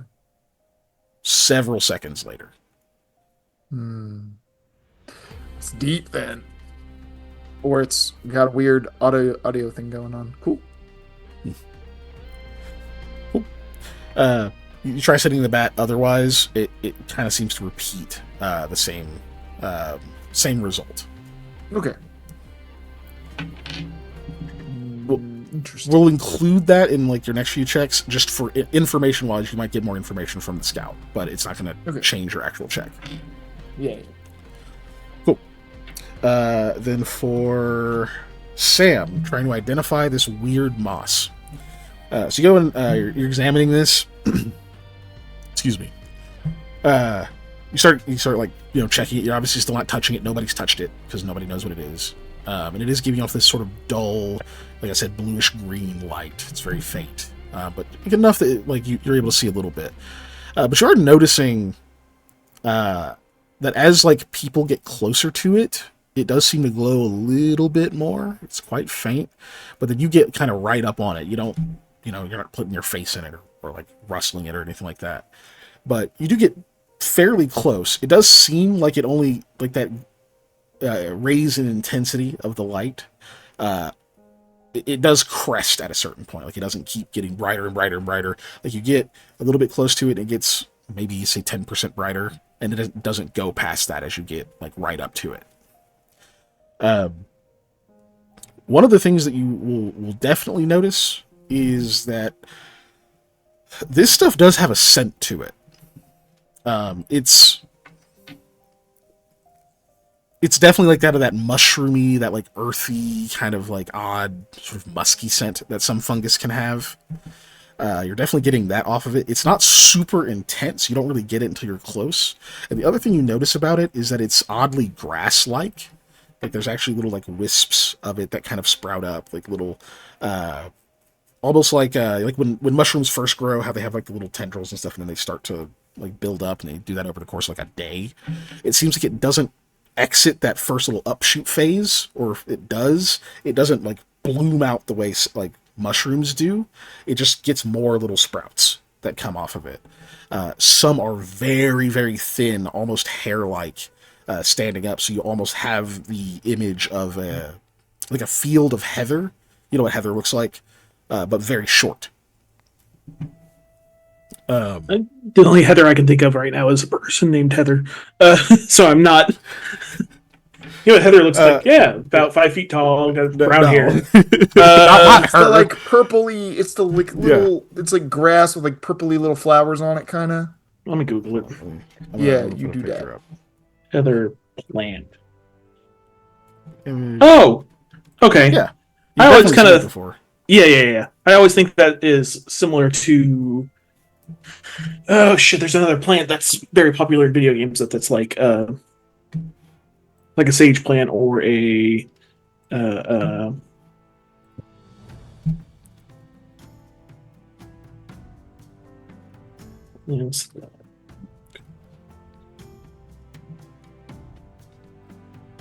yeah, it kind of looks like that, but much shorter, and like those little like hairy parts, I don't know what to fucking call them, are like a little bit longer, that coming up off of them, and of course the color's very different. And they kind of give off that odd, mushroomy type scent. There is this like undertone of something else to them that it's like hard to kind of put your finger on. Oh, right as you think of it, one of your fingers kind of grazes one of them, and you realize what you're smelling is ozone. And there is a sharp pop as there's like a static electrical arc comes off of one of them. Doesn't hurt you, like, because you just barely brush it, but you like watch as the arc like follows your retreating hand. And then you kind of realize, like, now having seen that and you're like this close and you're looking through the field of it, you can see these like little bitty sparks every once in a while traveling through small parts of it, seemingly concentrated closer to where you're kneeling. Unfortunately, there's no way for you to know what this is, even with your check. But what you're able to identify is that it clearly has some kind of electrical discharge that it gives off. Having looked at it, and kind of watching how it behaves as you're like moving through it and stuff, even like maybe you grab like use your any tool or something, and like kind of push it through there with like some other object. And just kind of see how it reacts. It doesn't seem to give off that like electrical discharge unless the movement through it is particularly quick. Like if you agitate, if the agitation is very slow and careful, it seems like it doesn't really react. Like it glows, you can kind of see the buildup, but it never discharges. But as soon as it gets like a little bit too fast, there's this like at one point this really explosive discharge of electricity at some point, like sends your any tool flying out of your hand. You have to go and like grab it and kick it around a little bit, make sure it's not still electrified. But it looks like these things have a powerful charge stored up in them. Okay.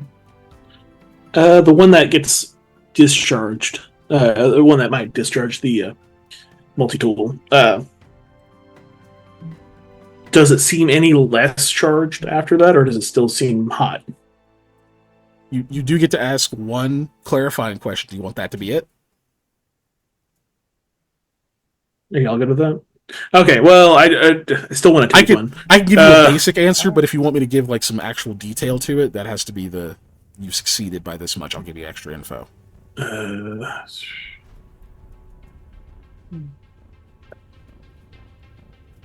What y'all think? Yeah. It's like once it's discharged, is it done? I guess, or because that'd be a good thing to know if we have to move through it, that we could, in theory, throw something through it or whatever to make them go off. Yeah. And that would set them off, or we could just try to move very slowly through them if we had to. I kind of want to know if I dig one up and throw it at somebody, is it a you know, but you know, it's an electric bomb.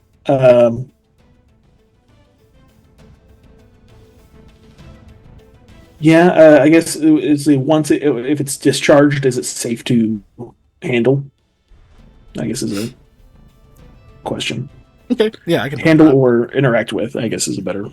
So with your interaction with it, you can definitely tell that the specific patch where like the discharge was concentrated does seem to become less volatile. Like it immediately, the glow dims significantly. You don't see a bunch of like build up and stuff running through it. It pretty much goes inert, like very obviously inert. However, because there's so much of it, the others around it seem to immediately feed back into it, and just that the charge just builds back between them, and very quickly it's recharged. You feel like the more of it you discharge at once, the slower it's going to come back up. And if you can discharge most of, if not the entire field, it seems like it'd probably be inert for quite a while, maybe even a few hours. So I need a chainmail sheet that I could just fucking.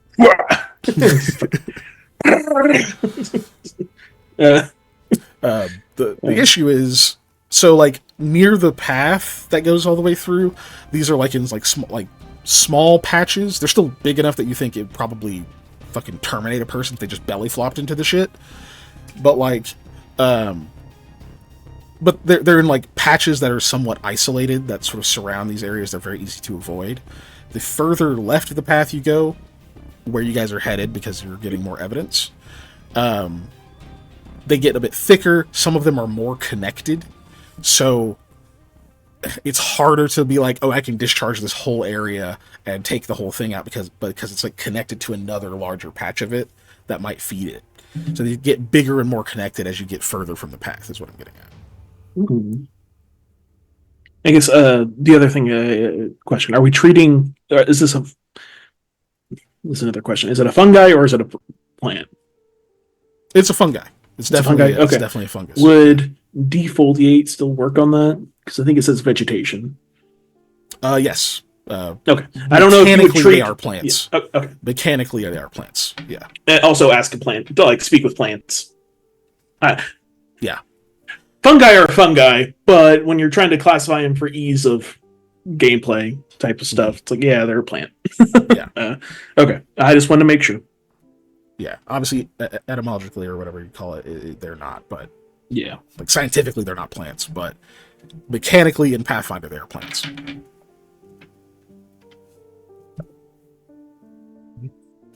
Because having a whole separate thing for fungus is a lot. Were you needing me to roll something? Did I roll something? You already did. I just didn't know if you okay. were... It sounded like you were like working up to something, so I didn't want to interrupt you. Yeah, this is all the things I have to do with that are later. Cool. Because it's like, oh yes, I'm gonna go find a small patch of this and try to, I don't know, keep see if I can take some samples, put them in an old glass bottle that'll insulate it. Right. All right, and then finally, Lamia. So you were looking for more quiet areas. What'd you get again? I forgot. 22, which was actually 24. That's right. Cool. So you're kind of looking around, like moving a lot. That's mostly what it is. You're like going from place to place, listening for any difference, because you know if you're like at the edge of it, it would be very faint. So you have to like move, kind of sit still for a second, make some noise, and call out to someone. Unfortunately, it means you're being very noisy, but at this point, everyone's being a little noisy. You can see that Lumal and Kessel are still over at that cave entrance. Kessel's got like he's like holding his hands out kind of wide, fingers splayed out. You can hear that he's like continuously chanting something. While Lumal stands a little bit deeper in than him, like further in than like first where he pulled away. He doesn't seem as distorted at all or anything like that. It looks like he's like trying to like find something, like he's searching something in there. You see that much, but you continue, maybe even move quite a bit further down the path. In fact, you end up about halfway between where your group is still searching and where you can see Eloise and Haru. It looks like they've gotten to the end of where these like structures and stuff are, the end of this little path. And you can see that there is another cavern there, but it's much larger. Like the top, like the crest of it at the top, it goes much higher. It's like a much higher, narrow arch over there, whereas the one you just came out of is rather squat, kind of shallow.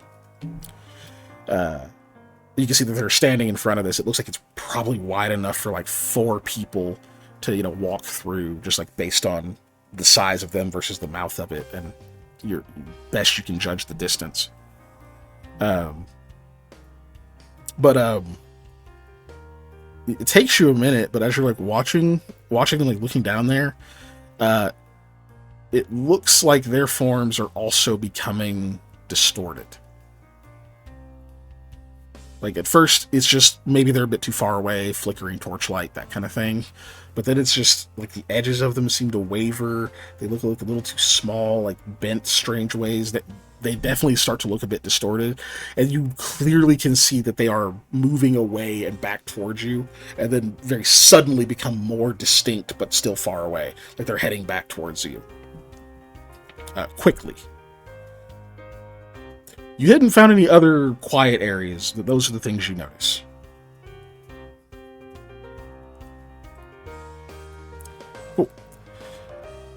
And with that, the top of round 4.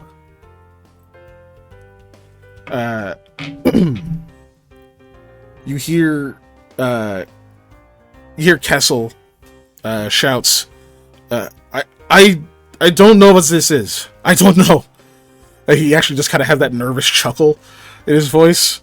And you just hear Lamal just say, just keep holding it for now. Wait till the others get back. We need to know if there's an exit. Which, well, I mean, you can see that they're running back in your direction. You're the furthest out of this group right now, so I don't know if you respond to that before doing something else. No. Okay. Cool. They don't get back to you this round.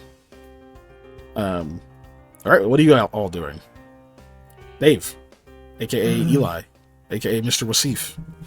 So I want to check out the water spigots now that I've seen that maybe these things curve or the water's different. And maybe I can either turn them off or see where they're coming from or something to do with like the water. So I'm going to use disable device to try and see if I can, because I know you said the shutoff valve is like broken and worn through, to see if I can either open it more or shut it off so that I can check one or the other, whatever I can make work. Yeah, we'll count that. I will say the DC on this one is going to be 22. Okay. I'm not making it secondary, but the DC is 22 on this. Okay, fair enough. And I do get +2 to this still, right? Yes. Sure. Okay. 29. Look at that. Nice. 29. So that is going to be... how many ranks do you have in it? 2. 2 ranks. It's a class skill. No. Damn. I got Trap Finder's Glove. That's about it.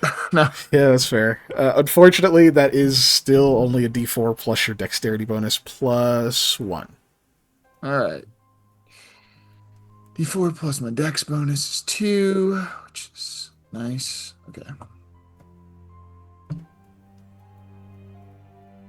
And +1. Okay.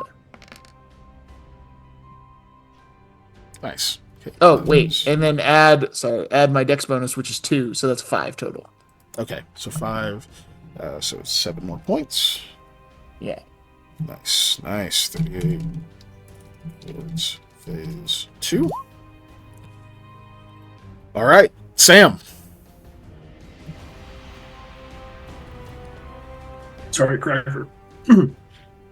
Not pointing at myself, I'm eating crackers. I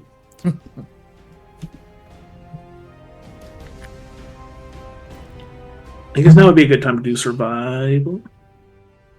Mm-hmm. Yeah. Oh, we're still in phase. Wait. You're still in phase 2. Okay. Yep. Round 4, phase 2. Okay, that's what I heard. I heard round 4, and I was like, wait a minute.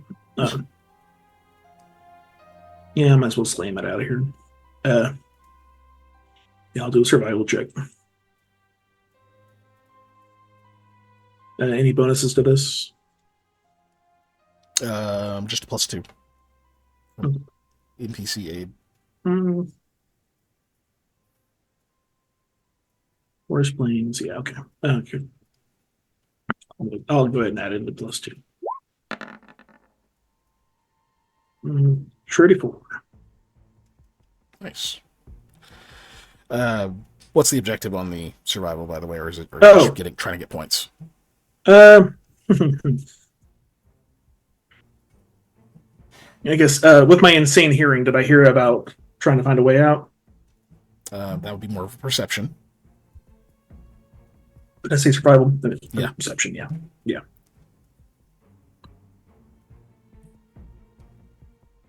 Did I hear them mention that, or no? You're just asking if you heard them yell. We need to wait for the others. Yeah, you would have heard them. Yes. Okay. I misunderstood that. Sorry. I guess. Was there a way out located, or like a path continuing on? There's a path continuing. You guys hadn't been to the end of it. That's where Eloise and Haru went. You guys don't know what their status is. I guess I'm gonna say for survival, the best way to navigate through this area safely, because of the electrical things and other shit. Find like a safe path that avoids the electric thing, or just or has even the through least it. contact with it. Yeah. Okay. Yeah. That makes sense. Okay. Yeah. No, I accept. That is so it's 34. That is there some reason my total amount of ranks would have changed? Did I change something? Shouldn't have. Yeah, available in a while. Because I'm pretty sure I had put that in there, like because I got my wisdom thing back. With that wouldn't have upped it, right? Your wisdom going up would increase your survival total. Your total, no, not your ranks. No, the amount of ranks I can put into things. No. Okay. How many ranks do you have in survival? Don't worry about that. I have 9 right now. What does that mean? I haven't used all my skill points apparently because I have 65 out of 71. Wow. I thought I had used them all. We've been level 10 for a while. Yeah, and I'm trying to figure out. Do you have anything that is increasing your intelligence? No. Not that I know of. Hold on, let me look. Did I? Oh shit! Did I? No, I didn't do that. Yeah, Lamia's got the intelligence headband. Check your buffs just to make sure. Nothing in there? No.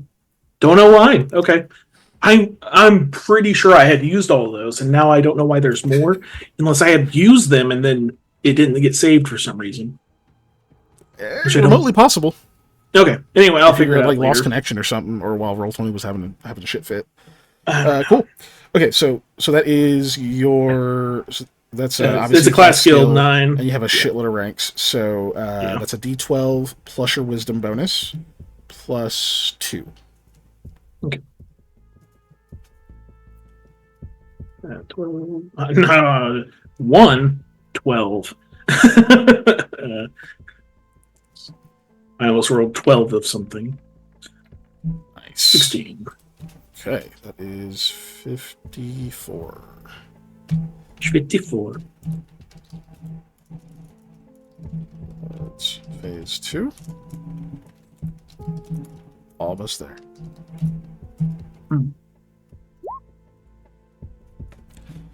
Cool. And Lamia.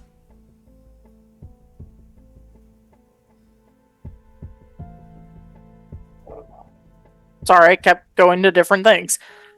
So I don't like the idea I came up with, but it might be better. Because I saw where the other group is it possible to... Oh, wait, no, never mind. The difficulty would be 20 to 22, so never mind. The idea I had is stupid. It's a minimum of 20. Yeah. It can be higher than 22, depending on what it is. Yeah, okay, never mind. It wouldn't... I would literally have to roll a natural 20 for the idea I had, so it doesn't matter. Okay. I'm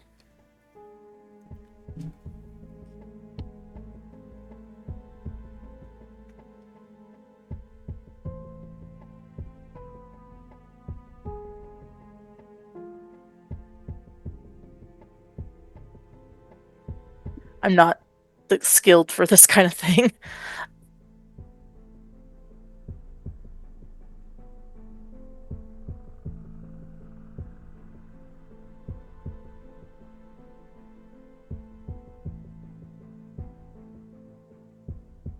Is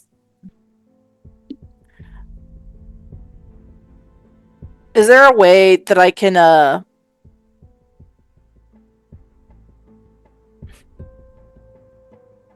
Okay, let me tell you what the idea originally had before saying that, like, oh, that probably won't work. The idea I had was to basically find a way to communicate to each group how to get to each other safely and etc.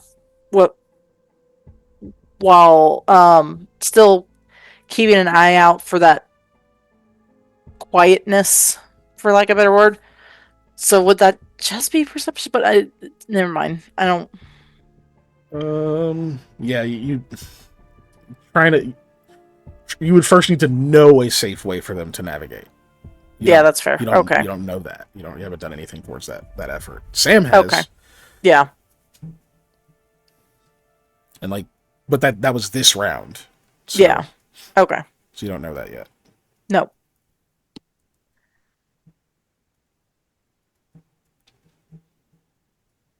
Okay, I guess I'll go for perception again, but with a minus kind of thing, you know? I'm not built to do anything else. Okay. That is. So I have counted as a secondary, and the DC goes up. Yep. So we're looking for a DC 25. Okay. Okay. Yeah. Try to look around further. It just doesn't quite pan. You don't find anything else extra. You just see what you see. Get out of the kitchen. No. Yes. So we're still. Did you look at that dog? Hey. 2. Just so I keep track of it. Ow. Okay. I put on my Top head. of round 5. What? Oh, it's connection. Unfortunately, yeah, I saw you blip. Unfortunately, we are still in phase 2. Just barely, but we are still in phase 2. You see, Lamal and Kessel are still doing their thing over there. They said, wait for the others. You need to make sure there's an exit. That whole thing. Sam, you start, trying to find like the best way to navigate through this stuff, especially if people are still, deeper in where the fungus is. Like, obviously, the best way is just down the path, right? But everybody's spread out looking for things now. Like, if you need to make a break for it, it may not be conducive to just rush back to the path, right? So you're just trying to find like all that stuff, maybe also communicating to people what you know about the fungus now to go through it slow. That's what your survival is spent on. Eli, you're trying to you're fucking with these spigots effectively. As you are trying to see if you can find a way to properly jam one, or even like increase the amount of flow coming through it, because the water's coming from the roof, like where all the stalactites are dripping onto it repeatedly. But like if you can increase the flow, then maybe you can actually drain it off the roof. Then you can maybe do a better job of looking on the roof, like Lamy was trying to do earlier. But it was covered in water. Just messing with it, trying to see what you can find out. With your, I think that was a total of 29. You can't seem to get any more water to come out. Like, it's just a physical limitation of it. Like, the amount of pressure and stuff coming out of it is what it is. You would need to put more water up there than it was meant to hold, and then somehow put some kind of pressure, like an increased pressure on it in some kind of containment to like actually force it through faster rather than just letting gravity do it. Whether that be like wind or whatever else. There's not like an easy way to just like widen the spigot other than fucking snapping it off, which you just don't have the strength for. However, you can definitely block it with just some of the items you have on hand. Plus, you go and find maybe a couple of like the really worn down. What I don't know what to call them, like the worn down like bars that would like go in and you kind of use it as a handle. Find like a couple of those, like raking them across some of the more solid stone and whatnot, and shaving them down until you have one like proper one left of it, like combining two halves, two fucked up ones. Push that in there, turn it, like get it sort of locked in place. It's not perfect. It is still gonna over time would let some through, but you are able to get one stoppered. Enough that like nothing's coming through it right away. It's going to be hours at a time, maybe one drip of water, that kind of thing. So you get one stoppered, and eventually the waters at the top's going to overflow. You don't know what the hell that's going to do. But something more interesting is going to happen soon. Let's see. Panda's doing his thing. Lamy is still looking around. We'll say she's probably looking in some more of the shelters and stuff, trying to see, okay, what about these divots that we were supposed to be focusing on? And you find more confirmation of the info you already got. But Eloise and Haru do get back. And they kind of... Eloise will shout. You guys all hear her. And of course she's shouting over to Lumal and Kessel. She's... Bad news. The way at the end of the path is the same. It gets deathly quiet. And the darkness is impenetrable. So, some kind of force is coming through it. And Haru's just like, I don't know what it is. It's... Everything gets quiet when I'm inside of it. Everything. She puts emphasis on that. And she says, we need to find some way to get away from this. Did you guys find anything else out? She like kind of just gestures out, like in like left of the path, like further on. You guys have not seen the end of that yet. Mm-hmm. Did you find the other limits to the space? Anything? Don't touch the blue glowy moss; it'll kill you. That sounds like a no. With the Wonderful. It's like a lightning bolt. Yeah. Haru chimes and says, it's not quiet anymore. What have you found? You said something about the fungus. There's lightning. What else? You guys start going in. Yeah. And he'll finally say, "We're on the right track. One of these is incomplete. There's a way down, not through the well. One of these divots, these grooves. One of them wasn't filled. We have to find that." Oh, he's doing the thing. Yeah. Yeah. All right then. You just hear them all just go, "Wonderful." It's, he says something to Kessel, and then he walks into the cave that you guys originally left out of.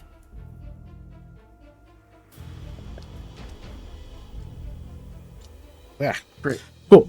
Top of the round. All the NPCs are back. And we go back to you all. We're still in phase 2. And I'm sure you are running low on choices for skills. But Yeah. maybe not Sam. But I mean, I can choose things, but trying to make it make sense logically is not great. right. Yeah, your poor fighter is out of options, basically. But, so yeah, back to Eli. Okay. Let's see. I've used spellcraft. I've used knowledge arcana. I have one I could argue for you. I have not used perception yet. And he said we need to find the divot that's not filled in. So perception check. Okay, let's go for it. Get a +2. All right, add my 2 And in. the power of Gundams. I'm gonna roll luck. Yeah, hit it. Hey, 20. There you go. Yep, I'm not going to increase the difficulty on the perception since it's the first time I use it. So, and it is the viable skill. Makes sense. Yeah. Cool. That is I have a total of 7 20. ranks in that. 7 ranks. Is it a class skill? No. 7 ranks gets you 1d8 plus wisdom bonus. Cool. 1d8 coming right up. D8 plus nothing. Yeah. Plus nothing. Yeah. The last round was the last round I was adding to. Look at that one. Ugh. Okay. Oh, It's God. the same as me, Eli. Good job. 55 was the 55 threshold, towards right? phase 2. You're still in phase 2. Sam, it's your turn. Okay. I'm going to argue stealth. Okay. Sounds weird. With you. Yeah, go ahead. That to be sneaky, you have to think a certain way. Can I put that practice into trying to decipher, like, if I was gonna... I don't know if this is the answer to the issue of they built this, they had this thing not filled in knowingly, So to use as a escape or whatever. Basically, the you think like a thief thing. Like, where would I? Yeah. Where would I Yeah. hide a thing? Yeah. If not, if that doesn't sound right, I can argue other things. So no. I personally think that's a viable use of the skill, but it is more difficult than the normal uses of stealth. So I will allow it, but I am going to increase the DC you're looking for. I don't think making this straight up hard makes sense. So I'm not going to go all the way to 25. We're looking at 22. Oh, I'll take that. Because I have 8 ranks in it. Good. So yes. Okay. Stealth. I don't have anything to stealth, right? There's something you with get a stalker +2. armor, but You let also me get look at the +2. stalker armors again. Ooh, I should argue. I don't. I get a we can count +5. I don't think we can count the it's stalker not armor to this. Yeah, because this it's is not atypical. how I'm using it. Okay. Yeah. I had to go look at the stalker armor to make sure that it was like not. Yeah. Yeah. Okay. So I won't add that. +2 though, correct? Yes. Okay. Mm-hmm.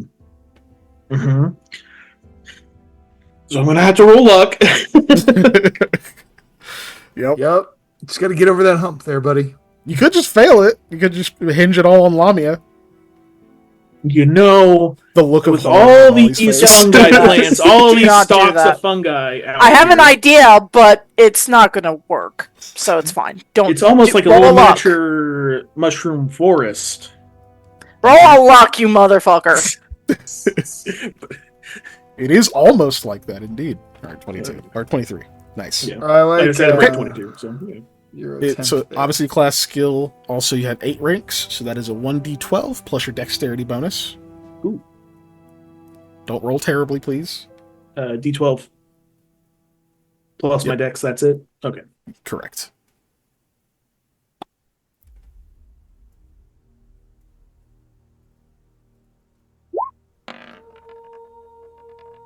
Hey, shut up. Okay.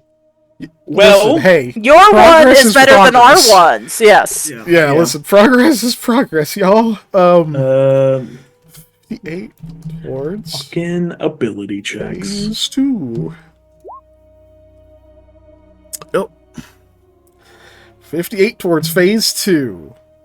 All right, Lavia, Okay, bring so it home. the idea I had, I don't know what skill check this is. Unfortunately, That's I think fine. it's perception. I can tell you the skill. The idea I had was, so we're looking for the one that has filled in, right? Not So- That's not filled in. That's not Looking filled for in. one you can actually get into. So the idea was to not hit, but like tap with my halberd to like hear the sounds in between them. Like a hollow thing will definitely sound different than the full things, you know? That is true. That is definitely perception. Yeah, that's what I fucking thought. Yeah, that is, I can't find anything else on your skills list that it Yeah. would be other than that. Yeah, and that's fair. So I would suggest try to find something else. You don't want to do perception again because I have to bump the DC to 28, Yeah. which is just rough. Okay, I'm not very good at this, but here's a dumb idea. What if I persuade one of the mules to like smell where it not You're trying to But, like- just handle animal. yes.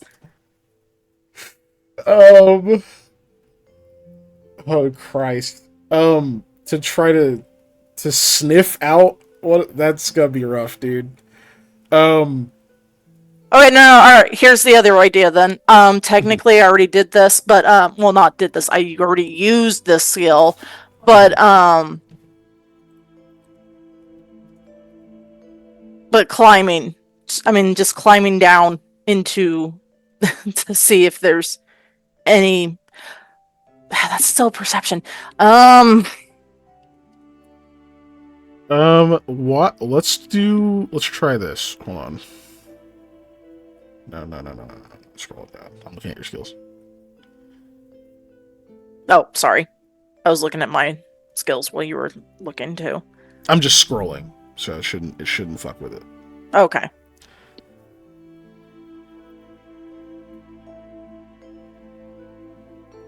Yeah, survival's not great either. It is a class skill, but that's a tough roll.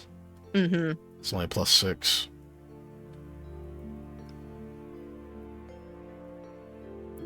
Sense motive has enough ranks, but it's not a class skill. Well, you could. It's not gonna be a. Go ahead. Sorry, here's a dumb idea.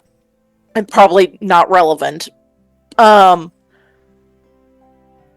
because Sam has told us he's heard the song of like the sirens and such, or not sirens, the harpies and such in these caves, like via the memories of this dream. Maybe. Oh no, that's still perception. I was hoping to do linguistics. Oh yeah, no, linguistics is a real tough sell. I was gonna suggest you try your craft skill. Obviously, clothing doesn't really matter here. It's more about you being a craftsman, so you understand how things are properly put together. You've already been told that these areas are symmetrical, so you're going to be able to recognize the patterns in the work. You can try to use that to try to find where something like that might have been tucked away in an area like this. Now, I will warn you, it is still going to be secondary. It's going to be a secondary skill, and it's going to be a relatively high DC. You have a very high check. You have a very high bonus to that. I mean, that's basically the only thing I have besides perception. So that's my best bet, isn't it? I think so. Okay, then if you're willing to let me do that, then I will.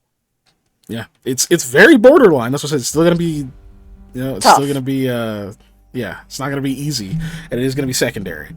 So we are looking at a DC 28.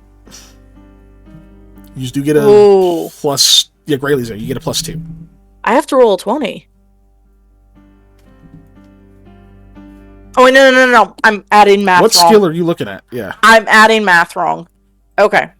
And still a +2. Okay. Yes. Because Grayley's there. Okay, I think we're good. So you actually beat it. Actually beat it by 10. I did add the +2 in there. Okay. So yeah, so between you and Grayley, you actually are able to figure out a little bit of stuff. So that is going to be secondary skill. Hasn't been used before, and you've got its class skill. Plus, you have 10 ranks in it, so you have both of those qualifiers. So it's normally a D12. You're looking at a D8 plus, I think, craft is intelligence. Yes. So D8 plus your intelligence bonus. +2. So 10. Oh, okay, yeah, 10. Because you beat it by 10, yeah. Okay. 68. Towards phase 2. Alright. You guys are almost done with... I'm kidding. You finished phase 2. I was about to be I was upset. gonna be like, if it's 70, I'm gonna be so mad. So, at the end of this round, actually at the start of the next round, you all hear this like dull rumbling sound. It doesn't sound like rocks grinding together. It sounds more like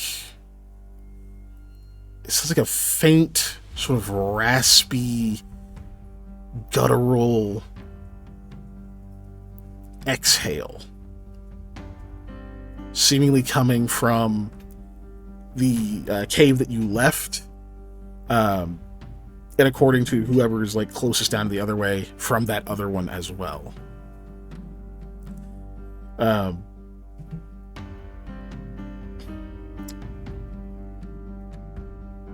Gesundheit.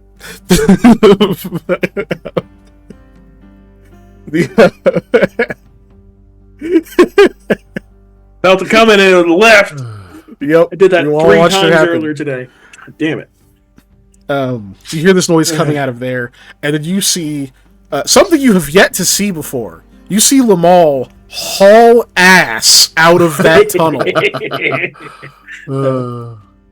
And thankfully, it's right about the time that Wabia, you and Graylee are like in one of these. You like go into one of these little shelters and whatnot, and you go over to where that little divot and stuff is. And rather than like a dip, like a small little dip that you have to like feel around and be like, oh yeah, there's one here. You actually see what looks like a stone slab that has been like perfectly like cut and slotted into this spot, where you can still see sort of the seams where like the obviously like sharp edges and stuff have slowly worn away through like moisture in the air and other things like that. It's a little bit pitted, but you can see that like there's been a stone slab slotted over this one rather than it having been filled in with somehow seamlessly filled in with stone. She just immediately points it out, and she goes, "This one, we can move this." And you hear Lamal say, "We need to go!" from out that other direction. Do I think I can safely like just push it quickly, or does it have to be you careful? Can't push it. It is a slotted. It is a stone slab slotted into the floor. So you have to get it out of there. You need like tools, and it's not gonna be easy. You can't get your fingers in it. But this is the way to get. This is your exit. So imagine like yell that out to everybody else as you hear that. What do you scream out to your party? It's this way. We need to get this unslotted. Okay.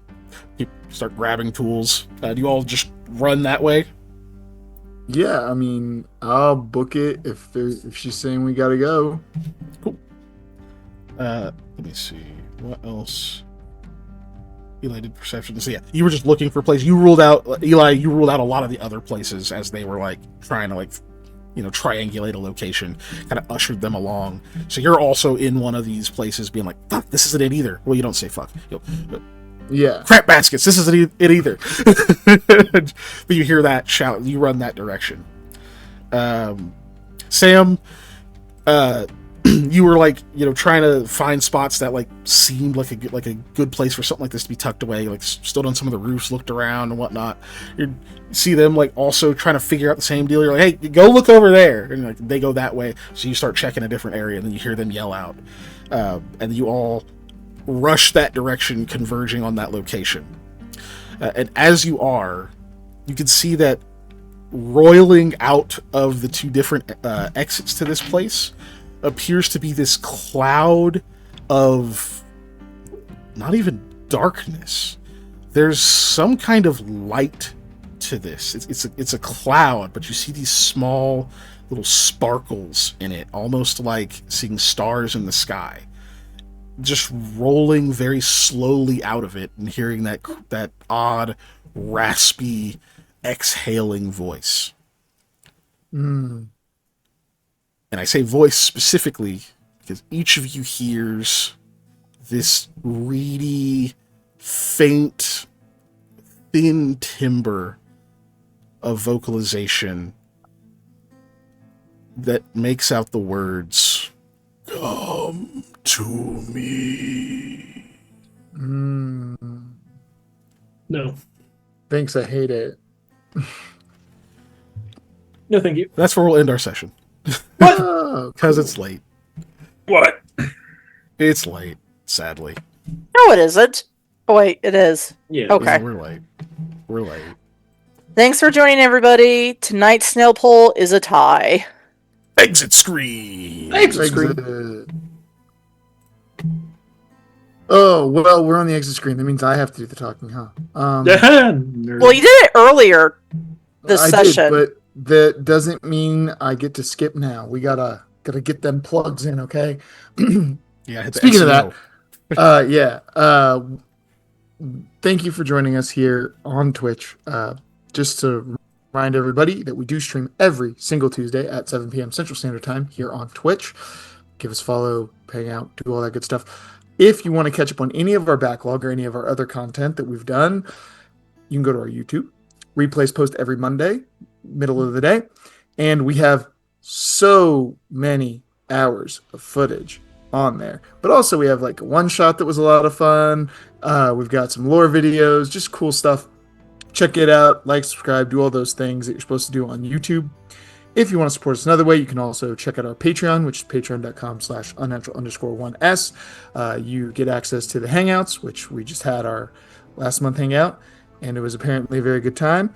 I was unfortunately not able to make it, but we've also got lots of other videos. I do a couple different like shows on there where we kind of go over different stuff. Beast that you saw earlier that I'm holding up even though you can't see is I'm doing paint tutorials, show you how to paint miniatures to tabletop and beyond standard, and then we'll get into I don't know more game stuff. Yeah, just keep going. Yeah, that's it. That's the plugs. We did it. We're done. What? All right. Yeah, tomorrow there will be Lost Initiative. Also, I already started the raid because I'm thinking ahead. Goodbye. Bye, everybody. Bye. Goodbye.